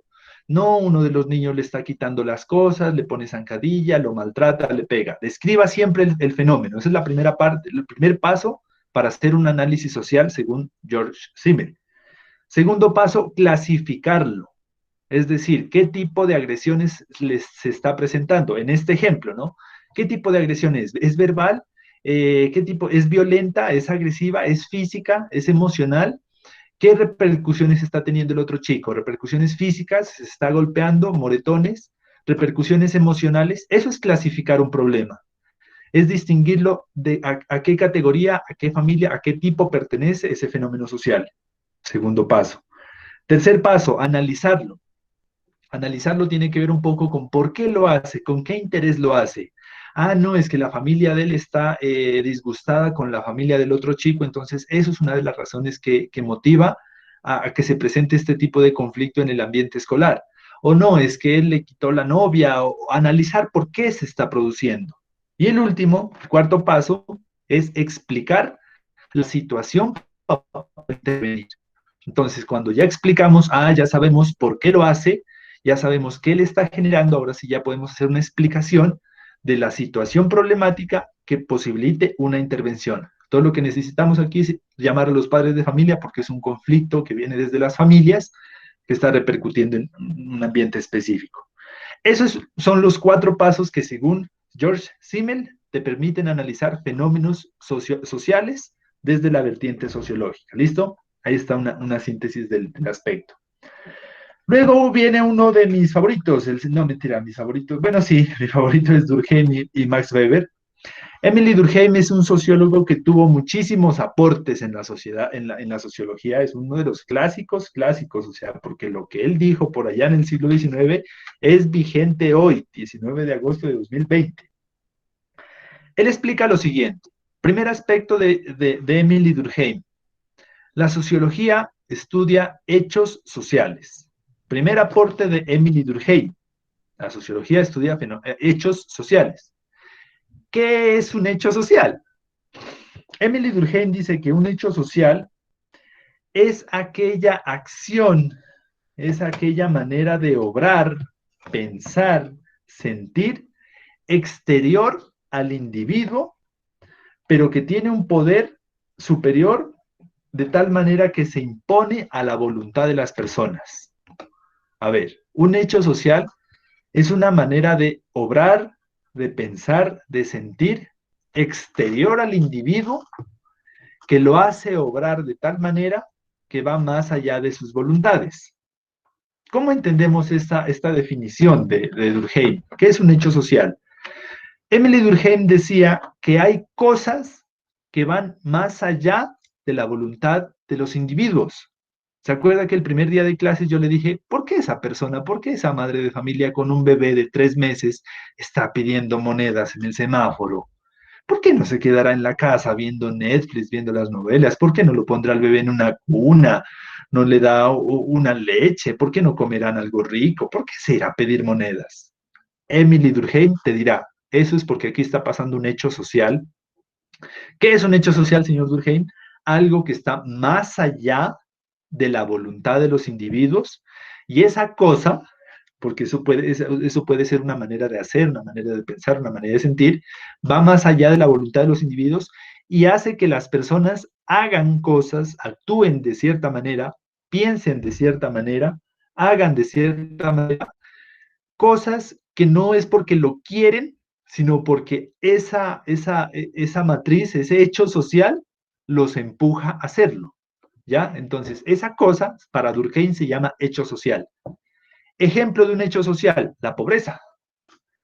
La pobreza es un hecho social. La señora está ahí en ese semáforo no porque quiere, no por una voluntad, sino porque hay una cosa que se llama pobreza, hay una cosa que se llama desigualdad social en razón económica que te permite o que te impide estar en tu casa viendo Netflix, comiendo palomitas de maíz y haciendo dormir el bebé en una cuna electrónica. Entonces la pobreza, dice, debe ser objeto de estudio porque hace que las personas hagan cosas que van más allá de su voluntad. Otros ejemplos de hechos sociales. La religión es un hecho social. Hace hacer cosas a las personas, les hace creer de una forma a las personas que va más allá de sus voluntades. Señorita, ¿usted por qué no usa bikini? ¿Por qué anda tapada así con los velos? Ya han visto las mujeres del mundo árabe. ¡Qué tremendo solazo! ¿Por qué anda tapada, mejor dicho, hasta los brazos? Porque hay algo que se llama religión, que se llama creencia religiosa, que te dice cómo debes actuar, cómo debes vestir, cómo debes pensar, más allá de tu voluntad. Muchas mujeres dicen, sí, yo sé, obvio que estoy sintiendo el calor, pero lo que pasa es que mi religión me prohíbe quitarme el velo. Entonces la religión es un hecho social, es una vaina, una cosa así, está por encima de las personas, que le hace hacer cosas que van más allá de su voluntad. Si entendemos que es un hecho social, ya podemos poner en el examen, dígame un ejemplo de hecho social según la perspectiva de Durkheim. Como les digo, son maneras de obrar, pensar, sentir exteriores al individuo. Si usted está pidiendo monedas de gusto y gana, eso no es un hecho social, eso es la gana de joder, no tener más que hacer en la casa. pero si hay algo que lo lleva a que usted tenga que pedir monedas, tenga que robar, por ejemplo, robar es, el acto de robar muchas veces es criticado a la persona, pero no se tiene en cuenta el hecho social que lo empujó a esa persona a robar. ¿Y usted por qué robó? No, es que estamos en la casa sin tener que comer, es que la mujer está embarazada, mis papás están con COVID, yo no tengo trabajo, no tenemos que comer. Entonces, esa pobreza, esa desigualdad, esa presión social es lo que lo empujó a una persona a hacer cosas que estaban más allá de su voluntad. Eso es un hecho social.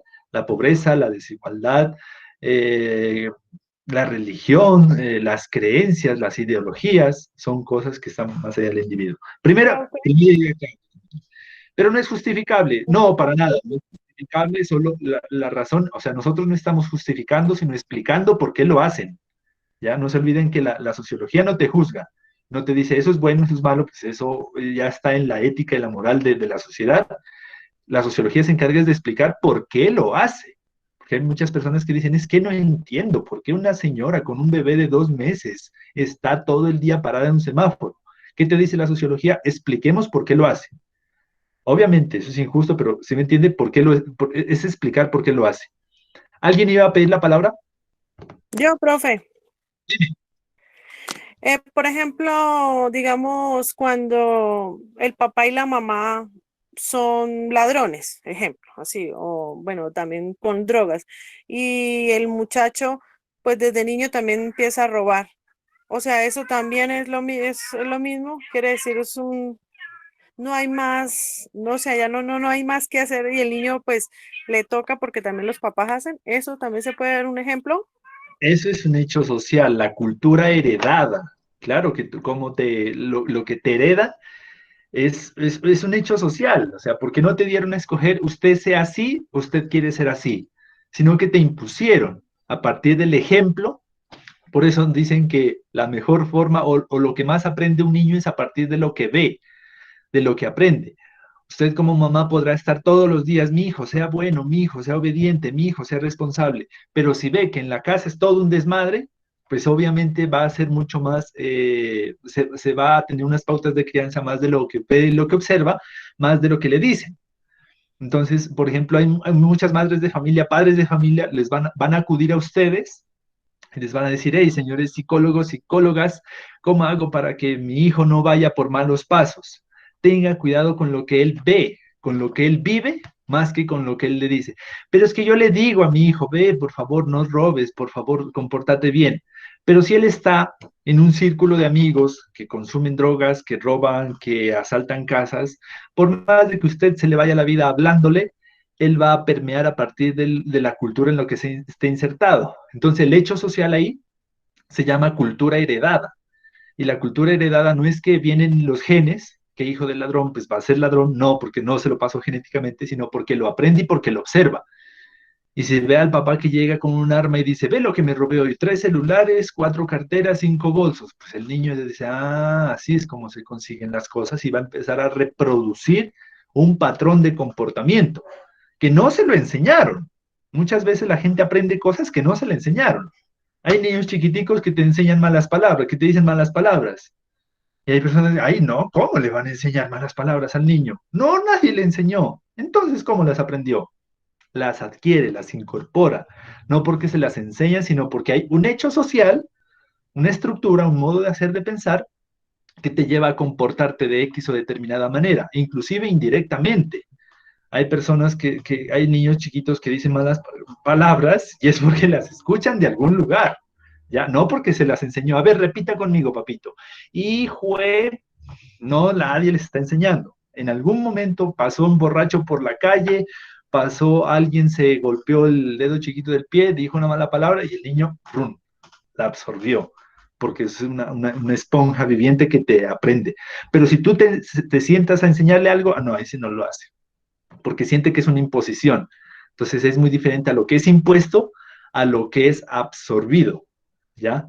Si tú te sientas, a ver, repita conmigo, no debo decir malas palabras, no, el chino no te va a aceptar porque te lo estás imponiendo. No es lo mismo que él lo adquiera, lo incorpore a otra cosa que se lo trates de meter.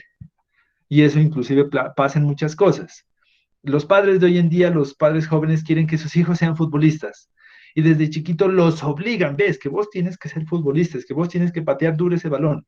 Entonces los presionan tanto que el chico se bloquea y dice, no, no quiero porque usted me está, mejor dicho, está ahí. En cambio, si tú lo llevas espontáneamente a partidos, si él te ve que tú estás jugando, si él mira que sus amigos se divierten, si él mira que la sociedad está feliz jugando, pues le va a empezar a tener una atracción al fútbol, no por imposición, sino por adquirir una situación o por sentirse incorporado a un grupo. Bueno, volvamos acá. Eso es lo que dice entonces. Profe, disculpe una pregunta. Te escucho. Cuando una persona, un ejemplo, es obligada a robar, un ejemplo, recibe una amenaza, ¿también sería un hecho social?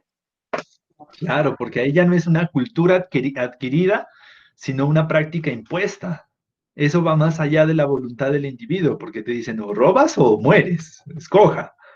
Y a muchas personas les pasa eso. En la época de Pablo Escobar, al juez le ponían un fajo de billetes o una pistola. La pistola es para matarlo, obviamente. Y le decían, escoja. Entonces tuvo que ser corrupto por una corrupción que es un hecho social, que es la misma sociedad te imponía una dinámica. Y eso también es fuerte porque no es que lo hace por voluntad, sino porque hay algo que se llama, qué sé yo, la corrupción, la violencia, las represiones, las amenazas, que son hechos sociales que llevan a una persona a comportarse de una manera más allá de su voluntad. No es porque lo quiera, sino porque hay una presión exterior. Eso se llama hecho social. Listo, muy bien. Volvamos acá. Ok, perfecto. Vale. Hay un libro genial de Emily Durkheim que se llama El suicidio. Para Emily Durkheim, el suicidio es la forma más clara de comprender qué es un hecho social. ¿Por qué razón? Porque dice que el suicidio es un acto muy, muy personal y difícilmente alguien lo hace por voluntad propia. Difícilmente, dice Emily Durkheim, alguien se suicida por el mero gusto, ¿ya? Dice que el suicidio es la muestra de que hay un hecho social que está empujando a esa persona al suicidio. No es que una persona dice solita, ¿qué será de hacer hoy? Yo soy tan feliz, tengo todo, suicidémonos. Para Emily Durkheim dice, no, algo está pasando, un hecho social lo está presionando. O ese hecho social se llama pobreza, o ese hecho social se llama estrés, depresión, problemas familiares, problemas emocionales. Hay personas que dicen, pero ve, lo tenía todo y se suicidó. Pero es que el tenerlo todo no significa únicamente tener cosas materiales.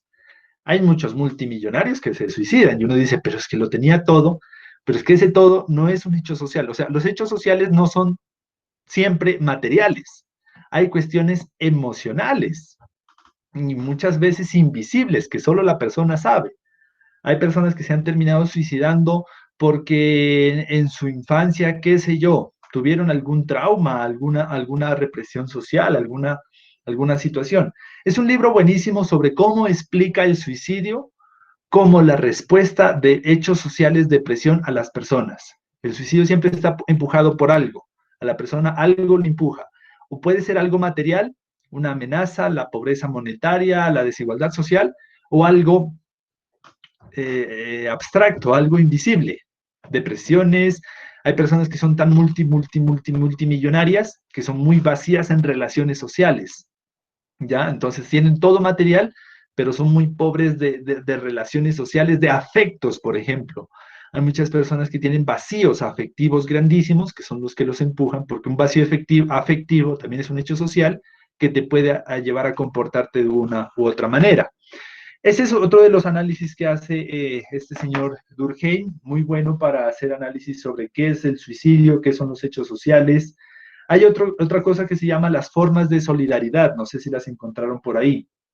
Las formas de solidaridad es por qué en este mundo hay tanta frivolidad, somos tan individualistas, no hay esa solidaridad. Y Durkheim nos explica de dos formas, la solidaridad, vamos bien de tiempo, mecánica, que hace referencia a la solidaridad de similitud o de solidaridad entre iguales. ¿Por qué una persona ayuda a otra?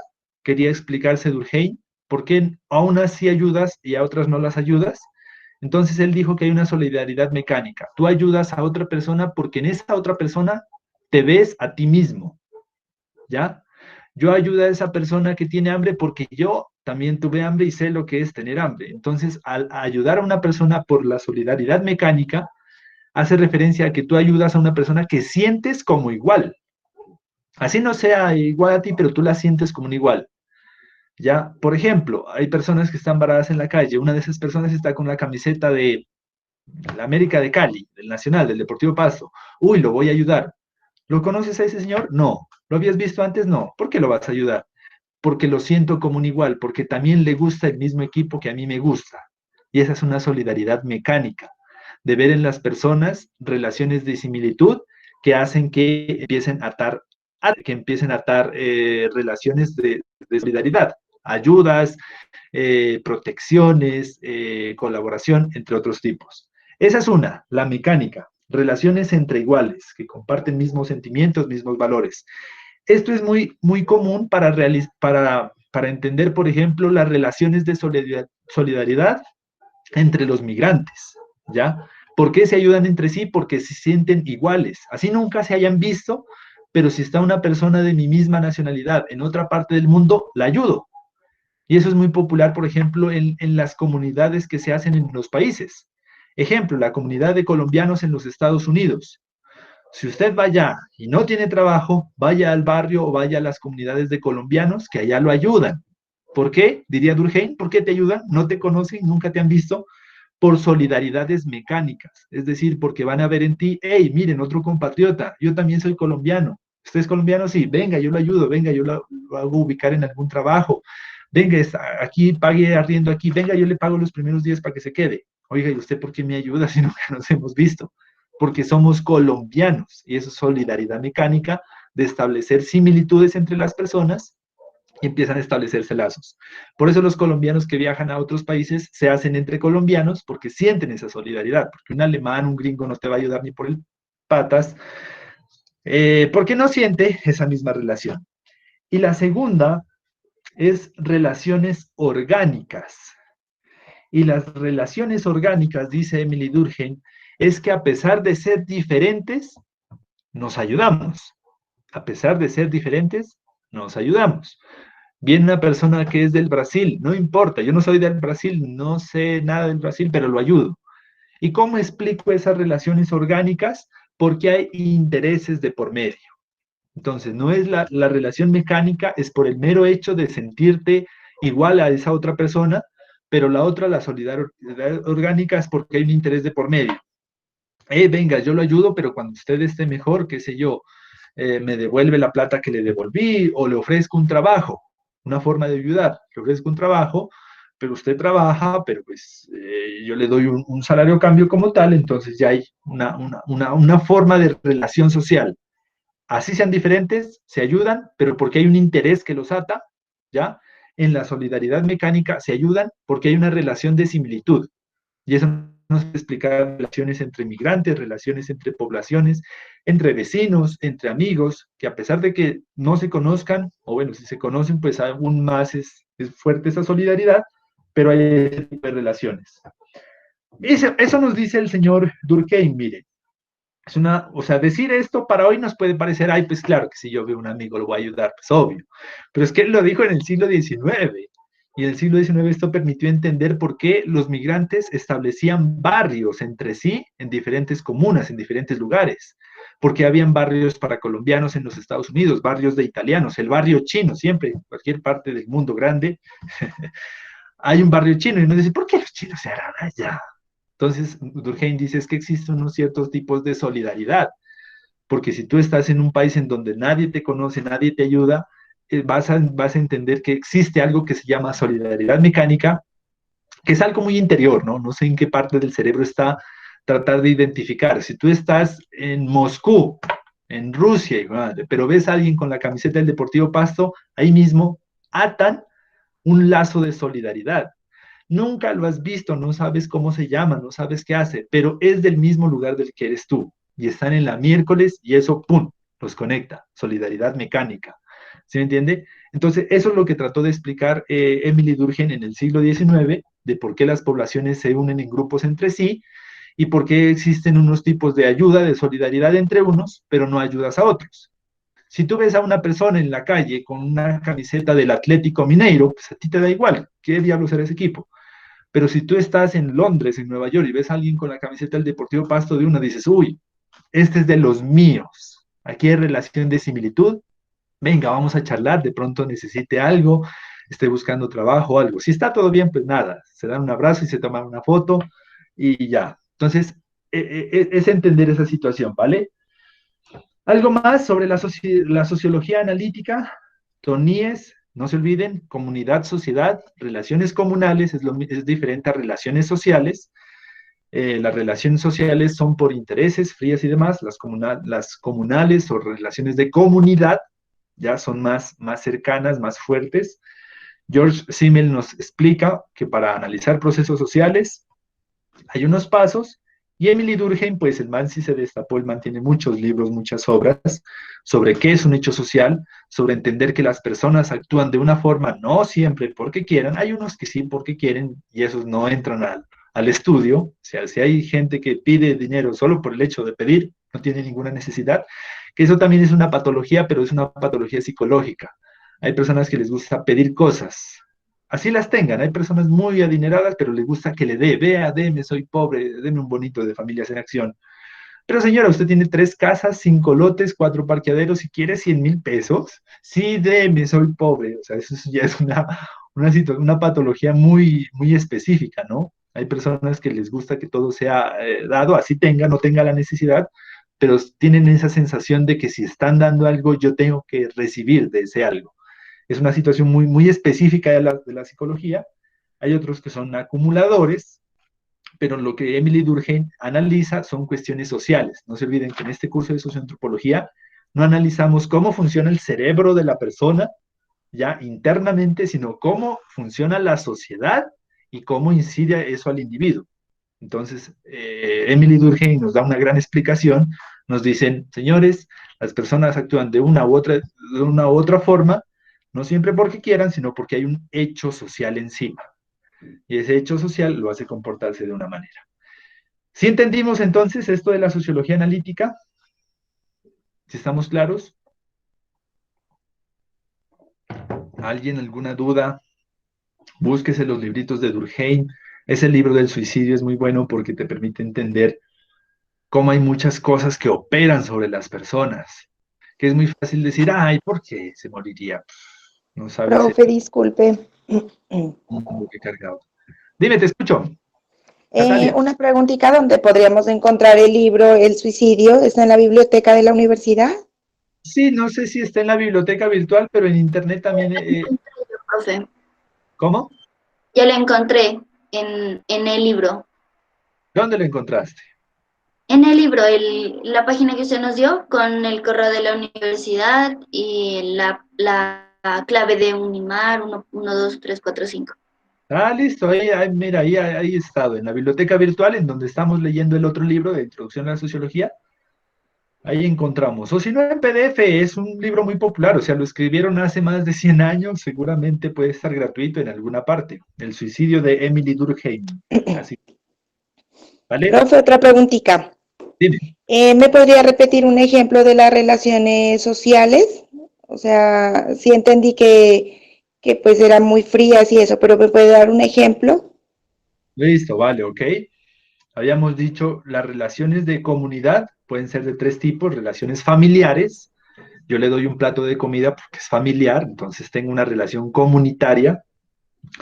Las relaciones del lugar entre los vecinos, si está el pobre vecino ahí sin poder subir el mercado, venga vecino, yo lo ayudo, no le cobro nada. ¿Por qué se relacionaron de esa manera? Porque hay una relación comunitaria a partir de comparten un mismo lugar, y una relación de espíritu, que es los amigos, los sentimientos, ¿ya? ¿Usted por qué ayudó a su amigo a darle ánimos mientras estaba despechado y no le cobró nada? Pues porque hay una relación comunitaria entre los dos, una relación afectiva, una relación de amistad, una relación de cercanía. Mientras que la relación social son relaciones mediadas a partir de intereses. ¿Usted por qué sé yo, me saludó el día de hoy? Amigos no somos. No tenemos una relación cercana, ¿ya? Y yo no estaría aquí si usted no hubiera pagado una matrícula. ¿Sí me entiende? Entonces es una relación mucho más mediada por intereses. Puede ser un interés económico o puede ser un interés político. Hay personas que ayudan a las campañas electorales por la posibilidad de que le den un cargo. O sea, no es ni porque lo considere amigo, familiar, vecino, a menos que lo sea, pero no es por una cercanía, sino por un interés de algo. Las relaciones sociales están mediadas por intereses económicos, materiales o de algún tipo. No es por el mero hecho de sentirte integrante de una familia. Tú puedes ayudar a una familia sin ningún interés, solo por el mero hecho de ayudarla, porque hay una relación comunal. Mientras que la relación social, hay un interés de algo. O sea, si tú pagas un servicio, pues listo, establecemos una relación y nos conectamos a las 8 de la mañana.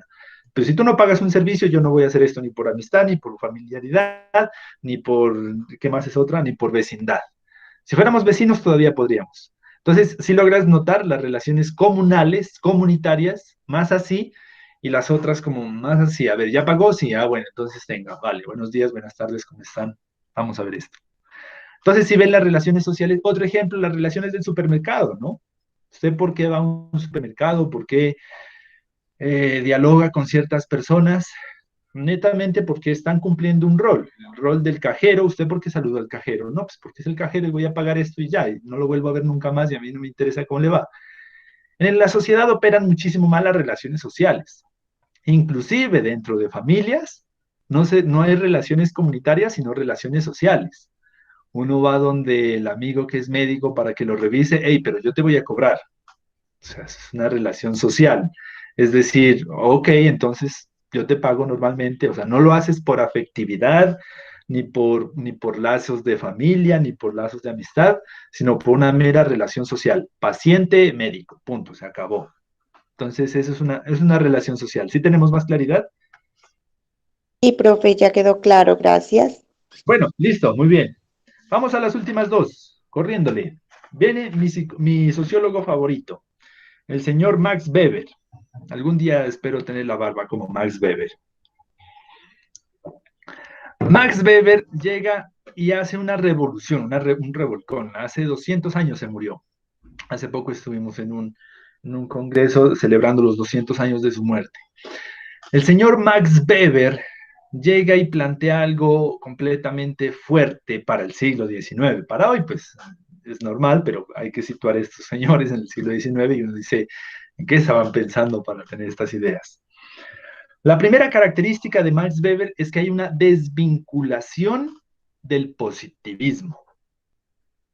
Hay una desvinculación del positivismo. Max Weber dice, no, a mí no me vengan con números, ni cifras, ni nada, porque eso no te demuestra nada, porque la sociedad no es entender números, sino entender emociones, subjetividades, sentimientos, intenciones.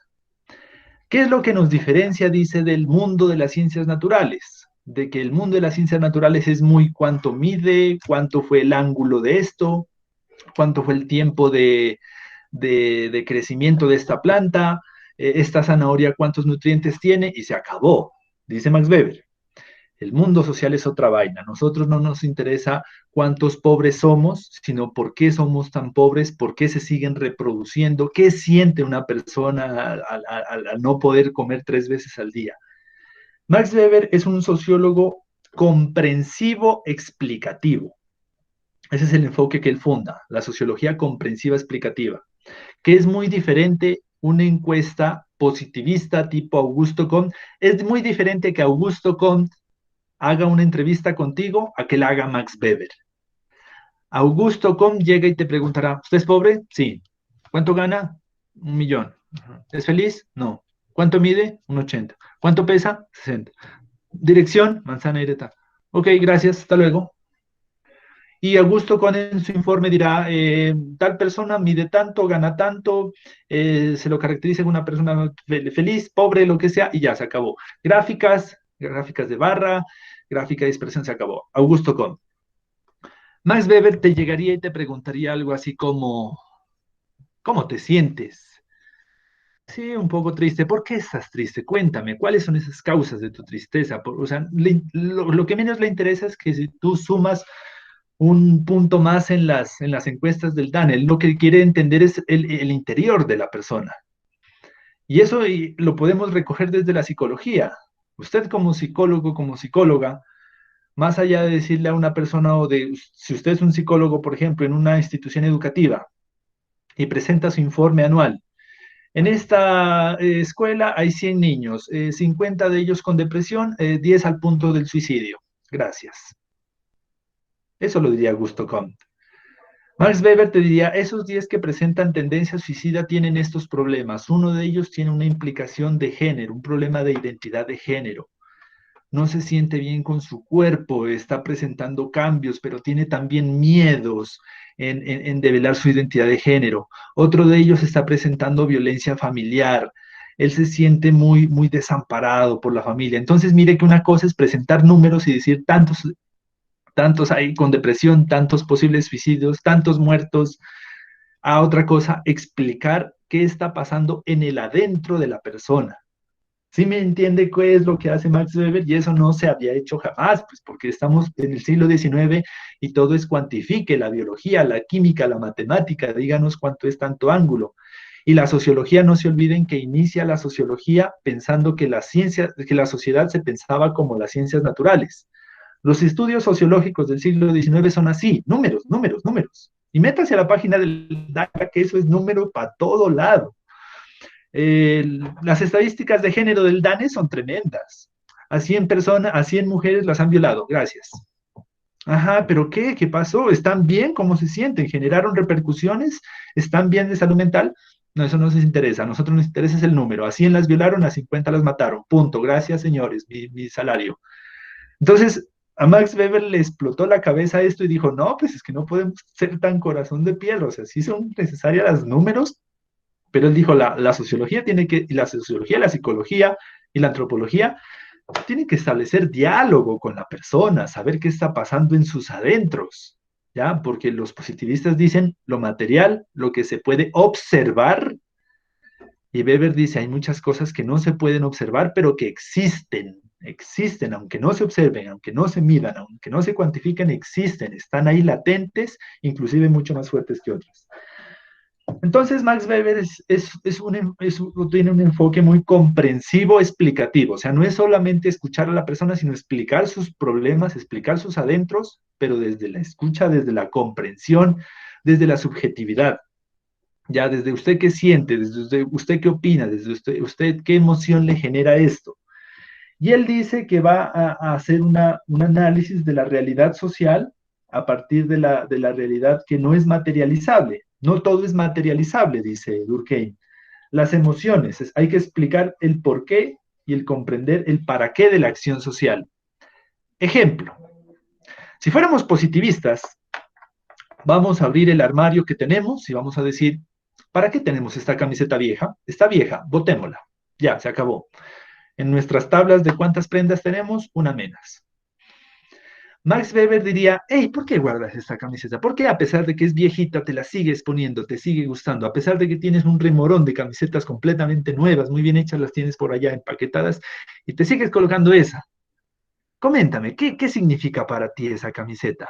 No, es que con esa tengo muchos recuerdos, es que me gusta, es que me trae recuerdos de mi infancia, es porque la valoro mucho porque me la regaló una persona especial. Entonces mira que Max Weber se adentra a lo que no se puede ver, porque el positivista se queda en lo que se puede ver. Una camiseta vieja, rota, bótenla, ya, se acabó. El positivista es muy frío. No es que esté en contra de los positivistas, me parecen muy geniales. Las estadísticas pues son muy necesarias, ¿no? Como les digo, no es una cuestión de quién tiene la razón, sino de que trate de equilibrar. Hay que ser un poquito del positivismo, bueno, muéstrame una gráfica, cuántas prendas tienes, cuántos pantalones tienes, pero también hay que utilizar la sociología comprensiva de Weber y decir, ¿por qué siempre te pones esa misma camiseta que a pesar de rota te queda chiquita y decolorida, te gusta? ¿Por qué te gusta? ¿Quién te la regaló? ¿Por qué es especial?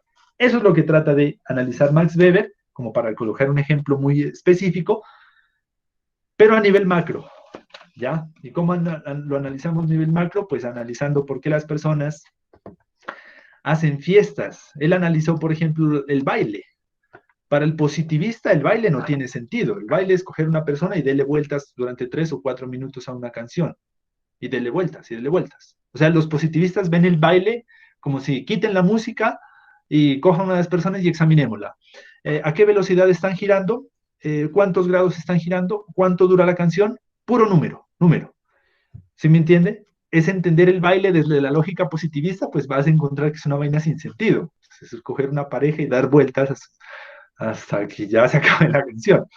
Pero Max Weber te va y te explica qué es un baile, es el momento, es el espacio. Primero hay que entender, diría Max Weber, hay que entender por qué se hace un baile, o sea, lo que significa, el entorno, la música, el poder compartir con las personas, el poder celebrar, el poder hablar con la pareja, el poder sentir un ritmo y llevar ese ritmo que es musical auditivo a unas expresiones materiales.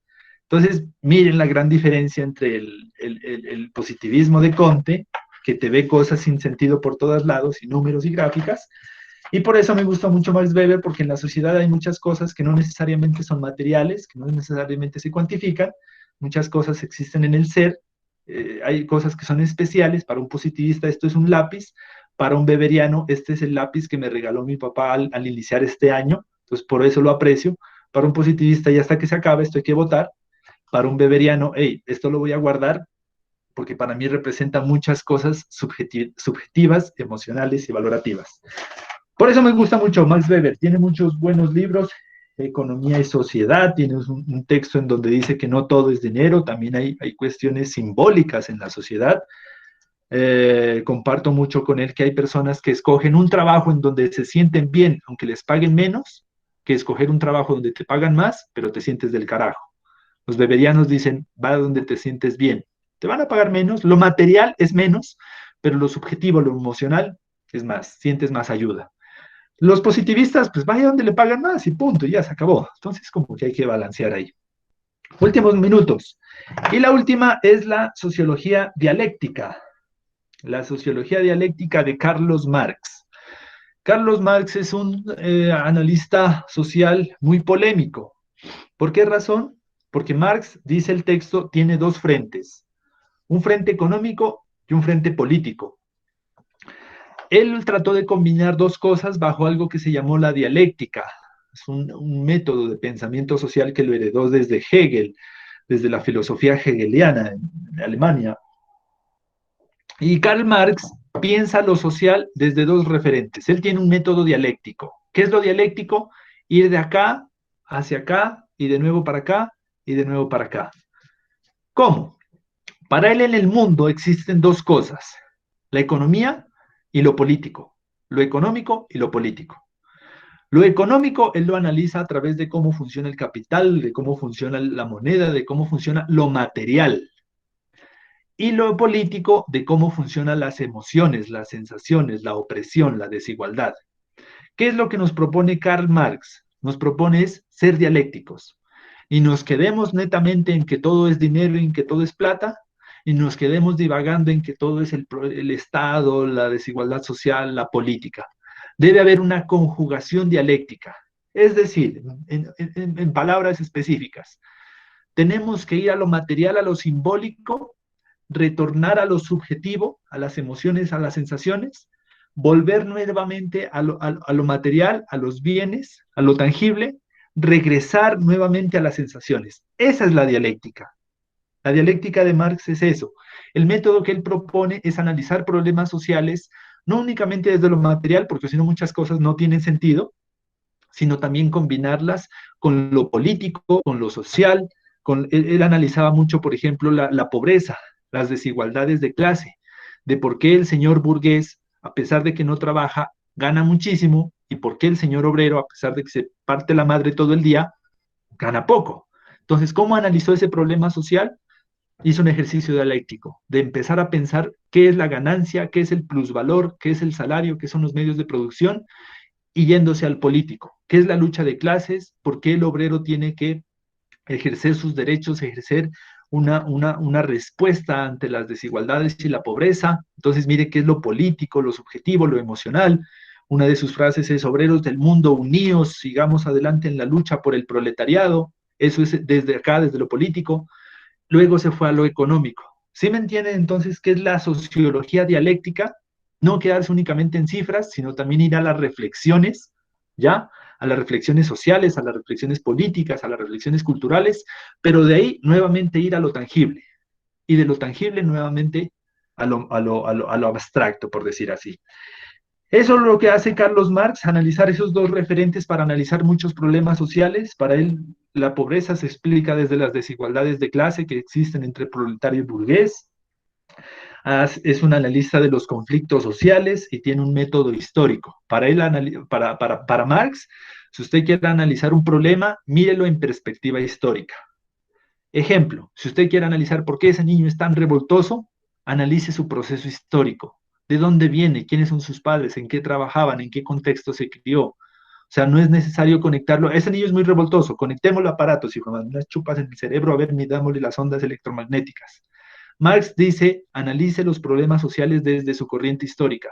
¿Por qué ese man es tan mujeriego? Analice, haga un método histórico, analice su proceso, su pasado, que el pasado te puede decir mucho de la persona en el hoy. Marx lo que te hace es eso, combina el método histórico, analiza su pasado. Usted, coménteme, usted va a coger una persona que ha tenido 1000 novias, coménteme, ¿cómo empezó todo esto? Entonces usted va a lograr entender, por ejemplo, que durante su vida amorosa tuvo muchos desamores, le rompieron el corazón más de 1000 veces, hasta que un punto dijo, me vale un comino y ahora yo soy el que romperé el corazón otras 1000 veces porque a mí me lo rompieron 1000 veces. Entonces ya entendemos el proceso histórico de este fenómeno. Ahora seamos dialécticos. ¿Cómo se representa esa infidelidad? En cosas materiales, pero también en cosas subjetivas. Entonces es una dialéctica entre lo que se puede ver, tocar, materializar, y la emoción, la politicidad, lo social, lo cultural. Entonces mire cómo Marx, a pesar de que esto lo escribió en 1883, es muy vigente para el día de hoy.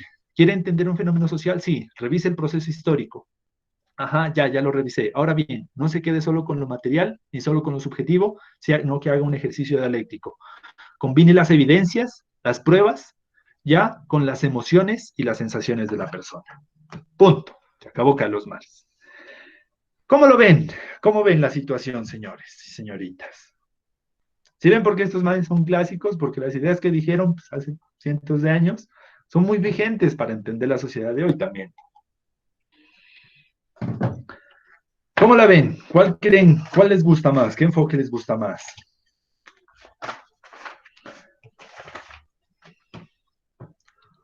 Se durmieron. Despierten, ya vamos a acabar.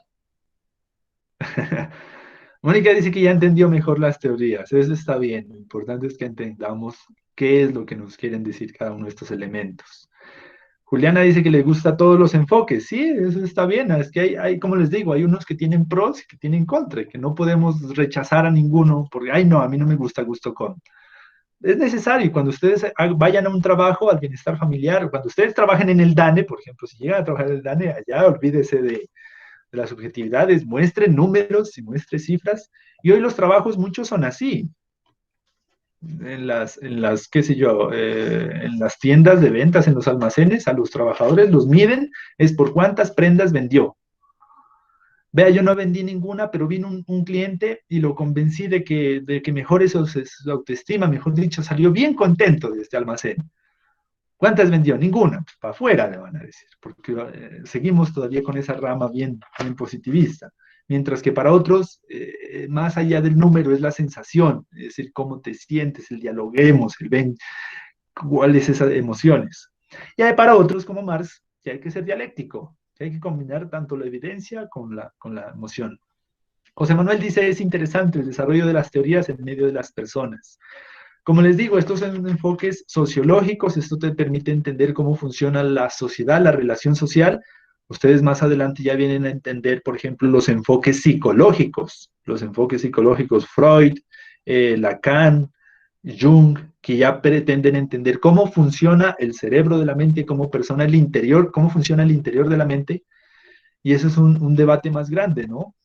¿Qué es más grande, el universo, el mundo como tal, o lo que hay dentro de una persona? El gran debate entre sociólogos y psicólogos. Para los sociólogos, pues dicen, no, es que el mundo es grandísimo y muchas cosas inciden, y los psicólogos te llegan y dicen, pero es que dentro de una persona existe un universo entero. O sea, este mundo es pequeño para lo que existe dentro de una persona. Entonces, son cosas que uno tiene que equilibrar, ¿no? Uno no puede centrarse a pensar que el individuo flota en el aire y que nada del mundo lo contamina, nada del mundo le incide. Falso, hay muchas cosas de somos porque la sociedad nos hizo así, nosotros hicimos esa sociedad, pero hay otras que también inciden porque tenemos estructuras mentales, tenemos procesos cognitivos específicos, porque nos criaron de una u otra forma, que nos fue moldeando los procesos psicológicos. Están en una carrera muy chévere, ustedes están en una carrera que les va a permitir comprender muchas de las cosas que antes eran invisibles. Inclusive más adelante van a comprender cómo los criaron ustedes, y uno va a decir, hoy que me criaron así en serio. Entonces usted va a entender muchas cosas que para antes eran invisibles, y eso es lo que hace la ciencia, eso es lo que hace la academia, lo científico. Materializar, visibilizar cosas que para muchas de las personas son invisibles, pasan desapercibidos. Así que esa es la escuela sociológica clásica. Ya saben, cuando pueden salir a hablar con sus amigos. ¿Y qué te parecen los planteamientos de Marx con los de Weber? ¿Tú eres más comtiano o más durkheimiano? Entonces los amigos les van a decir así. Esto les va a pasar, no se van a sorprender. Van a empezar a perder amigos porque ustedes ya tienen otros temas de conversación y ya los temas que antes conversaban con sus amigos ya no les van a parecer interesantes. A mí me pasó. Muchos amigos dijeron, no, vos ya sos un cerebrito, ya no queremos andar con vos. Entonces entendí que la lógica universitaria funciona de otra manera. Un estudio que hicieron dice que los amigos de la universidad duran para toda la vida. Los amigos de la universidad, la amistad que se genera en la universidad es más fuerte que la amistad que se genera en el barrio o en el colegio. Los amigos del colegio, no es por asustarlos, pero tienden a desaparecer, porque fue una amistad impuesta tal vez, porque usted no escogió quedar en tal sección o en tal colegio, sino que lo fueron llevando. En cambio, la universidad fue algo que usted escogió. Y algo que tienen en común entre ustedes es que escogieron la sociología para estudiarla en el segundo semestre de 2020, en plena pandemia, y esa coincidencia los va a atar a ustedes, va a generar lazos de amistad más fuertes. Ahorita en primer semestre no se preocupen, es muy, muy poco, pero después ya se van a empezar a conocer y ya empiezan a establecer relaciones comunales, comunitarias, más que sociales. Bueno, listo, vamos terminando aquí entonces. Espero que haya quedado todo muy claro. Si alguien tiene alguna duda, alguna inquietud, pues puede escribirme el correo para hacer una asesoría específica. Y para la próxima clase es la siguiente tarea. Vamos a ver. Tome nota, despierte. Para la próxima clase vamos a leer la segunda parte del capítulo. Lectura, ponga tarea. Segunda parte del capítulo 2. La segunda parte se llama Teorías sociológicas contemporáneas.